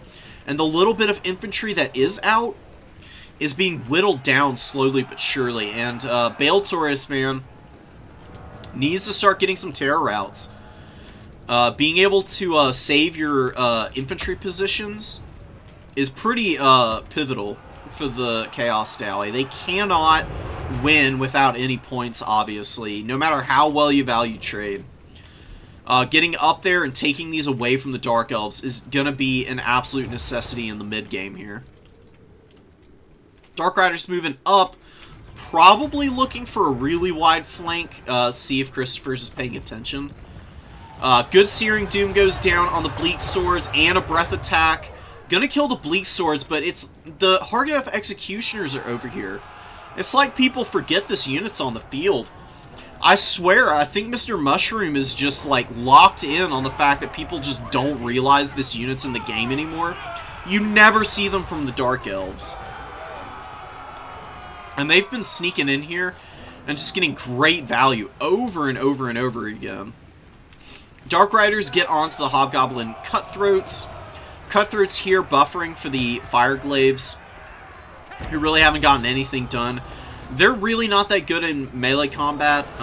They're okay against large targets, but their bonus isn't all that great against them either. And fighting infantry, forget about it. They're not going to get anything done there. Good collapse here on these Dark Riders, saving the Hobgoblin Cutthroats. Soul Stealer goes down, though, and just breaks this whole position open. Oh, but a Final Transmutation, hitting Marathi, hitting a bunch of other targets. Honestly, not the most efficient targeting. Final Transmutation is really strong. Does a bunch of damage against SEs. Against the infantry, though, not nearly that much, and it wasn't overcast. So that spell resistance from Marathi really helping her stay alive there. Not punishing her nearly as hard as it could have. The Infernal Castellan is moving up to the middle objective there. We do have some sneaky gets on the number 1 here. Locking it down, Hobgoblin Wolf Raiders moving about. And the Prophet landing into the Spear Riders, or the Cold One Knights, I should say. With Searing Doom right here on top of these guys would be gross. Oh my god, the Magma Cannon hit Marathi, and the Vortex hits the Cold One Knights. A rear charge from the Wolf Raiders. Big plays coming in from Christopher's right now. Definitely going to get a tear route here in a moment. These guys are not immune to all psychology. You can see the Bale Taurus terror route. Big, big win for the Chaos Dally. Starting to take over the number 2 objective. They finally pushed up some infantry onto it. Hobgoblin sneaky gets and the Cutthroats running for their lives. The number 3 objective being held by the Chaos Dally this whole time. And look at this, man. Mushroom has nothing left on the field. And the Magma Cannons with 2,400 and 1,300 apiece have just been teeing off all game. On an otherwise bad map for artillery, you can see how people can get it to work, right? It's not impossible to get value out of them in the right circumstances. There are still volleys on those guys, but unsummoning them now, gonna get the money back in the bank and brings out a Bull Centaur Render. Just for some battlefield control. Not a bad idea. Number 2 objective flip. There's an Iron Demon here too. And the Iron Demon is going to roll over these Harganeth Executioners. And this time around, they didn't get nearly as much value. They still did okay. But not the big performance that we've seen in the last couple games from those guys from Mr. Mushroom. And the Bleak Swords waddling over. Can they beat a bunch of haggard-ass goblins? I mean, look at these disgusting little creatures. I swear to God, there's nothing more disgusting than a hobgoblin. Like, you think goblins are gross? No, man. These guys are the nastiest little bastards ever. Just because they have a superiority complex about it all, you know? There's nothing worse than a goblin with some confidence. Dowie Warriors, they're running around back here. Bull Centaur Renders moving to the number 2. It is not triple cap territory. So hanging on to the points for the Chaos Dowie as they stand is going to be a win for them. Iron Demon with the shotgun gets some damage in on the Cold One Knights. People underestimate how strong the shotgun by itself is. Those things hit so hard, and they're really good against cavalry. Yeah, exactly. You get to see some non-meta units, man. For real. And people use them to good effect. They don't just, like, YOLO stuff like that in oftentimes. They're very careful with their positioning. The Hargoneths were doing really well. Unfortunately for them, Chaos Dowie train goes choo-choo and did put them in the trash can there at the end, which is unfortunate, but such is the way of things. Cold One Knights, Cold One Knights I do think are good in this matchup. They're good against Kadai, and they're good against the Wolf Raiders, but the Raven Heralds are what should have come out to shoot the train down. Because the trains are good at getting away from cavalry. They're not good at avoiding shooting because they're so slow and unmaneuverable, most importantly, so they can't really dodge all that well.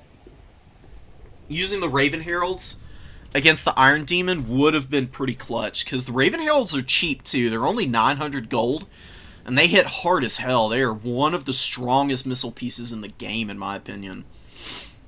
Scourge Runner Chariots were doing okay. They didn't get back to kill the trains, and that kind of sunk the Dark Elves, because they traded okay in the front line for a long time there. But not having an answer to the Magmas, and most importantly, this Sorcerer Prophet of Metal with 4,400 value here, clutched that game up, man. I said it. I said I like the Lamasu personally, just because it's a little cheaper and a little bit easier to keep around and alive all game, but the Bale Tauruses, you use them right, they'll carry the game for you, and Christopher's masterful with the micro that game.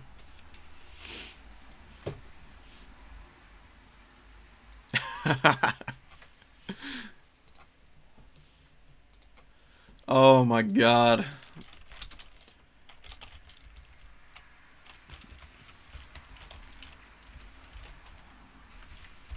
Well played. Very well played.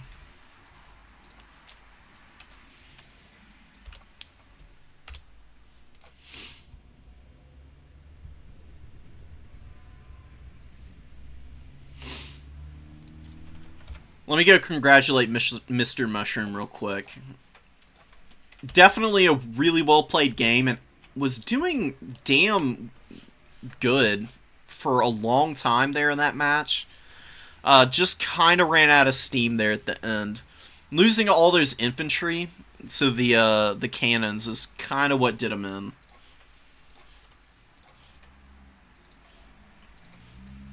We got all kinds of replays still. Oh, a Rat Mirror match? No way. Oh my god. Another Khorne versus Chaos Dowie showdown. Dark Elves versus High Elves again. Oh man, and Grand Cathay versus the Chaos Dowie. Sweet. We got a lot of replays to go through still. But I'm going to call it here for now, and we'll come in and do all of these replays on Monday. And then on Monday, we can maybe do a nice long stream, and I'll do some ladder on the Underleague, or the Under Empire, I should say, which I think will be really fun. So, I hope you guys enjoyed this tournament. None of mine. Alright. I'll do one of yours before we go. How about that, Tabith? Let me go find one of your replays. Let me just rename all of these autosaves. I'm going to do it the way that I do for all of my stuff.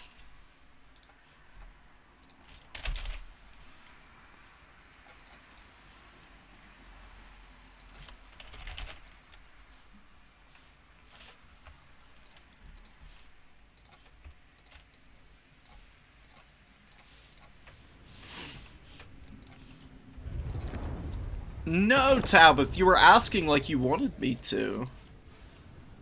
Who are you playing today? We'll find you. Ah, Tomb Kings versus Cathay.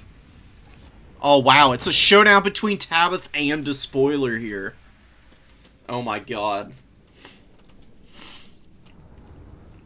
This is the perfect match to close the stream out. We've got a showdown between two of our resident chat champions here. Despoiler and Tabith going toe-to-toe. Tomb Kings versus Cathay. It's a very favorable matchup for Tomb Kings, honestly. Their shooting is way stronger than Cathay's is. Overall, Grand Cannons can equalize it a little bit. And Tomb King's infantry, obviously very poor against the Jade Warriors, but that's where the shooting comes in. They can usually clear all this out. I do like Screaming Skull catapults in this matchup. We'll see if Tabith is bringing any in. Cetra's also good at clearing infantry, of course. Skeleton archers. Tabith has really good micro on the Skelly archers. Should be able to put a nice beat down on some of these peasant archers at the least, but the Celestial Dragon crossbows and the Jade Warrior crossbows are going to be much more dangerous. They don't have the shields, but they've still got okay armor values. And the Grand Cannon singing their song. A little bit of damage on the Chosen of the Gods here. Another game of Tabith trying things out without knowing what you're doing. You'll get there. More fire from the Grand Cannons. One of them in the back here looks like it might be struggling to shoot for some reason. I'm not sure why. And they haven't really been hitting home very hard. They did take one model off of the Chosen of the Gods. If you see an artillery piece out and Chosen of the Gods are on the field, the best thing you can do is try to like loop them up where there's shot blockers. Otherwise, they're going to get pounded like this. And Despoiler's doing just keeping them locked on target. Honestly, a really good idea. It's not firing very accurately right now, which is usually not my experience with these things. Cetra taking a little bit of damage from the crossbows and especially the Crane Gunners. Crane Gunner's very dangerous against big monsters like this. They just absolutely hammer these guys. Yeah, Imperial Road is a great artillery map. It's so open. There's like nowhere to hide, you know? Like, you bring out an artillery piece, where's your opponent gonna, like, stick their units to avoid the artillery fire? Like, this funky little, dip in the hill over on this side of the field, I guess. It's like one of the only spots you can sit and get away from the shooting from. Chosen of the Gods are getting hit, but not taking too terrible damage, but they haven't really been firing a lot. They're opening up now and starting to put some good damage down on the Jade Warrior crossbows here, who have gunned down all the skeleton archers almost. One of them dead, another on the way out, and then there's just one more. They're probably not going to be much longer for this world. There's some funky business going on with the missiles today, man. I swear they're not just whiffing shots over and over again. Melee Shopsy coming up. Kefir Guard are doing really well in the front line here. Getting through the Jade Warriors, but very good positioning from Despoiler. We do have the Jade Warrior Halberds right behind the critical fight here, where instead of what would happen normally if the Kefir Guard beat the Jade Warriors, they push into the back line and they get on top of missile units, leaving the Halberd here just to wait for this fight to reconcile and then getting in. They're going to replace and stop the momentum of the Kefir Guard and keep them locked in the front without getting really critical value, which is killing these missile pieces for Cathay. Shutting down Cathay's missile units is pretty crucial. Tabith is trading very poorly here, unfortunately. The Grand Cannon is doing a pretty good job of just slowly working down the Chosen of the Gods. They're about dealt with. A couple more volleys from this cannon, especially if they hit these models square, should be enough to take them out. Big damage on that particular one there. Ushopti Summon coming in, might be able to shut down the Crane Gunners and maybe even the Grand Cannon.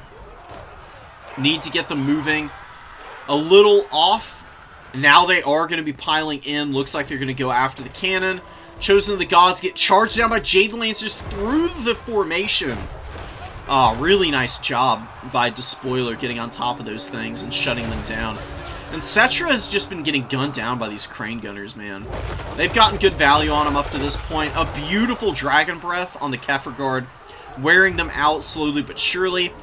You can see how durable of a unit the Kefir Guard are. They've been fighting multiple waves of infantry units locked into combat here. And they're still hanging on. They've gotten a lot of value, and they're still fairly healthy. Neru's going down on them, keeping them nice and topped up. And the Ushabti summon did get the Crane Gunners offline. A Skeleton Warrior and the Ushabti moving into the backfield now, and going to be shutting down this cannon potentially. Some Peasant Horsemen trying to help out. Onyx Crowman with a beautiful sandwich on these poor Skelly Horsemen. And they are getting absolutely ripped to pieces. Onyx Crowmen are so strong, dude. They're Fury, but a little bit better in some regards. They can struggle somewhat. And yeah, you've got a little bit of a struggle coming in here for the Tomb Kings. They've lost a lot of momentum.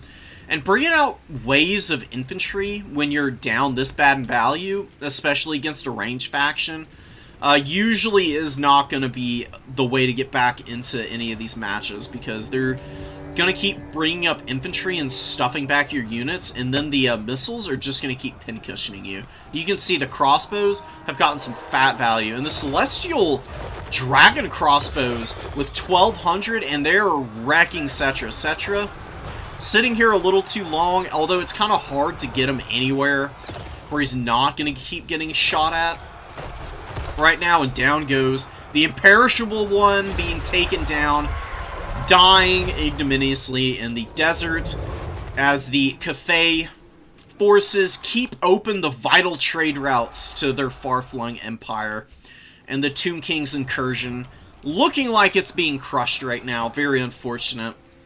I think that there's definitely things that Tomb Kings can do here to out-trade Cathay. I think that, like I said, Screaming Skull Catapults are one of the big answers.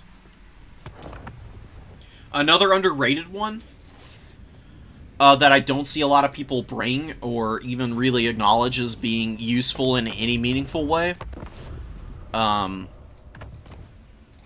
Tomb Kings, right here. Casket of Souls is a really strong artillery piece, just because of the amount of fire that it puts out. Excuse me, guys. It's really long range. You get some power recharge from it. A little bit of a missile resist, but it's fairly squishy. You don't want to get shot or charged down ever. But it outranges the Cathay artillery pretty stupendously, I might add. Or 450 to 440, they're actually the same range. I could have sworn that I thought these Grand Cannons were shorter range than that, but damn, they reach far. So never mind about that. But Casket of Souls, in the race to outtrade the cannon for value, the Casket is usually going to be able to accomplish it. It fires faster at base. It fires more missiles. And it does a lot of damage when it actually lands. And against the very bunched up formations of Cathay, I swear by Caskets. They can hammer against all those crossbows and Jade Warriors. Probably spreads the damage out a little bit, but it's not bad at all. It's 1250. It's something to keep in mind. Screaming Skull Catapults are usually the better way to go. They're a little shorter range, but they also debuff leadership, and they have armor piercing, so they do hit pretty damn hard.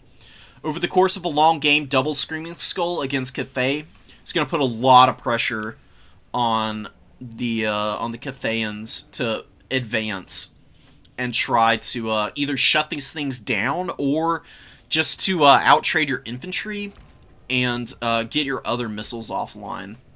Because you can always bring the Chosen of the Gods out. They're great here. They just shoot down all of the infantry or cavalry. Whatever's blobbed up and they have good LOS on. You can't go wrong with. Sepulchral Stalkers are good because they can sneak up and fire the laser eyes.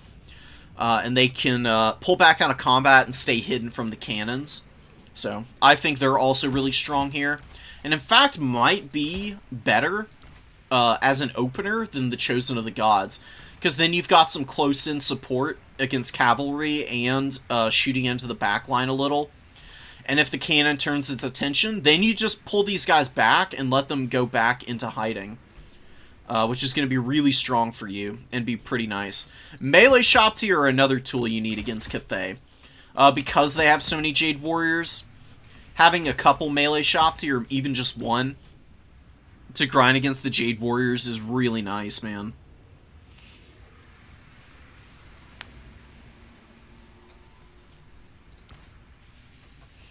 Necropolis Knights I wouldn't really bring. Skeleton Chariots are also pretty good.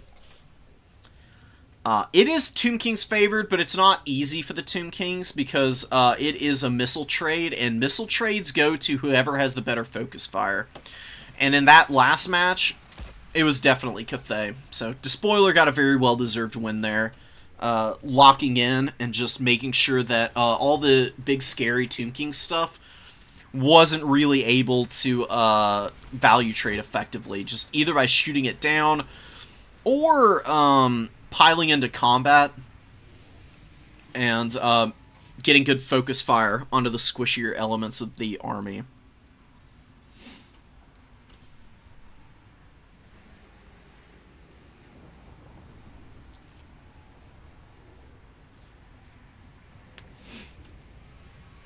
Yeah, like, you don't have to tune in on Monday, obviously, Uberzig. Just watching it on the VOD is fine by me, you know. I do this mostly just to provide feedback for folks. I'll let you know. Like, check it out whenever you get a chance to. And I promise I will get through all of those replays that I got. There's a lot, but especially once we just keep rolling with them, usually goes by pretty quickly. And then we'll do, like I said, a little bit of a ladder stream afterwards, at least for an hour, maybe a couple. And we'll close it out that way. But yeah, I hope you guys enjoyed this tournament, and I'll catch y'all on the next one. Thanks for showing up, guys. GG's, and peace out. Take care.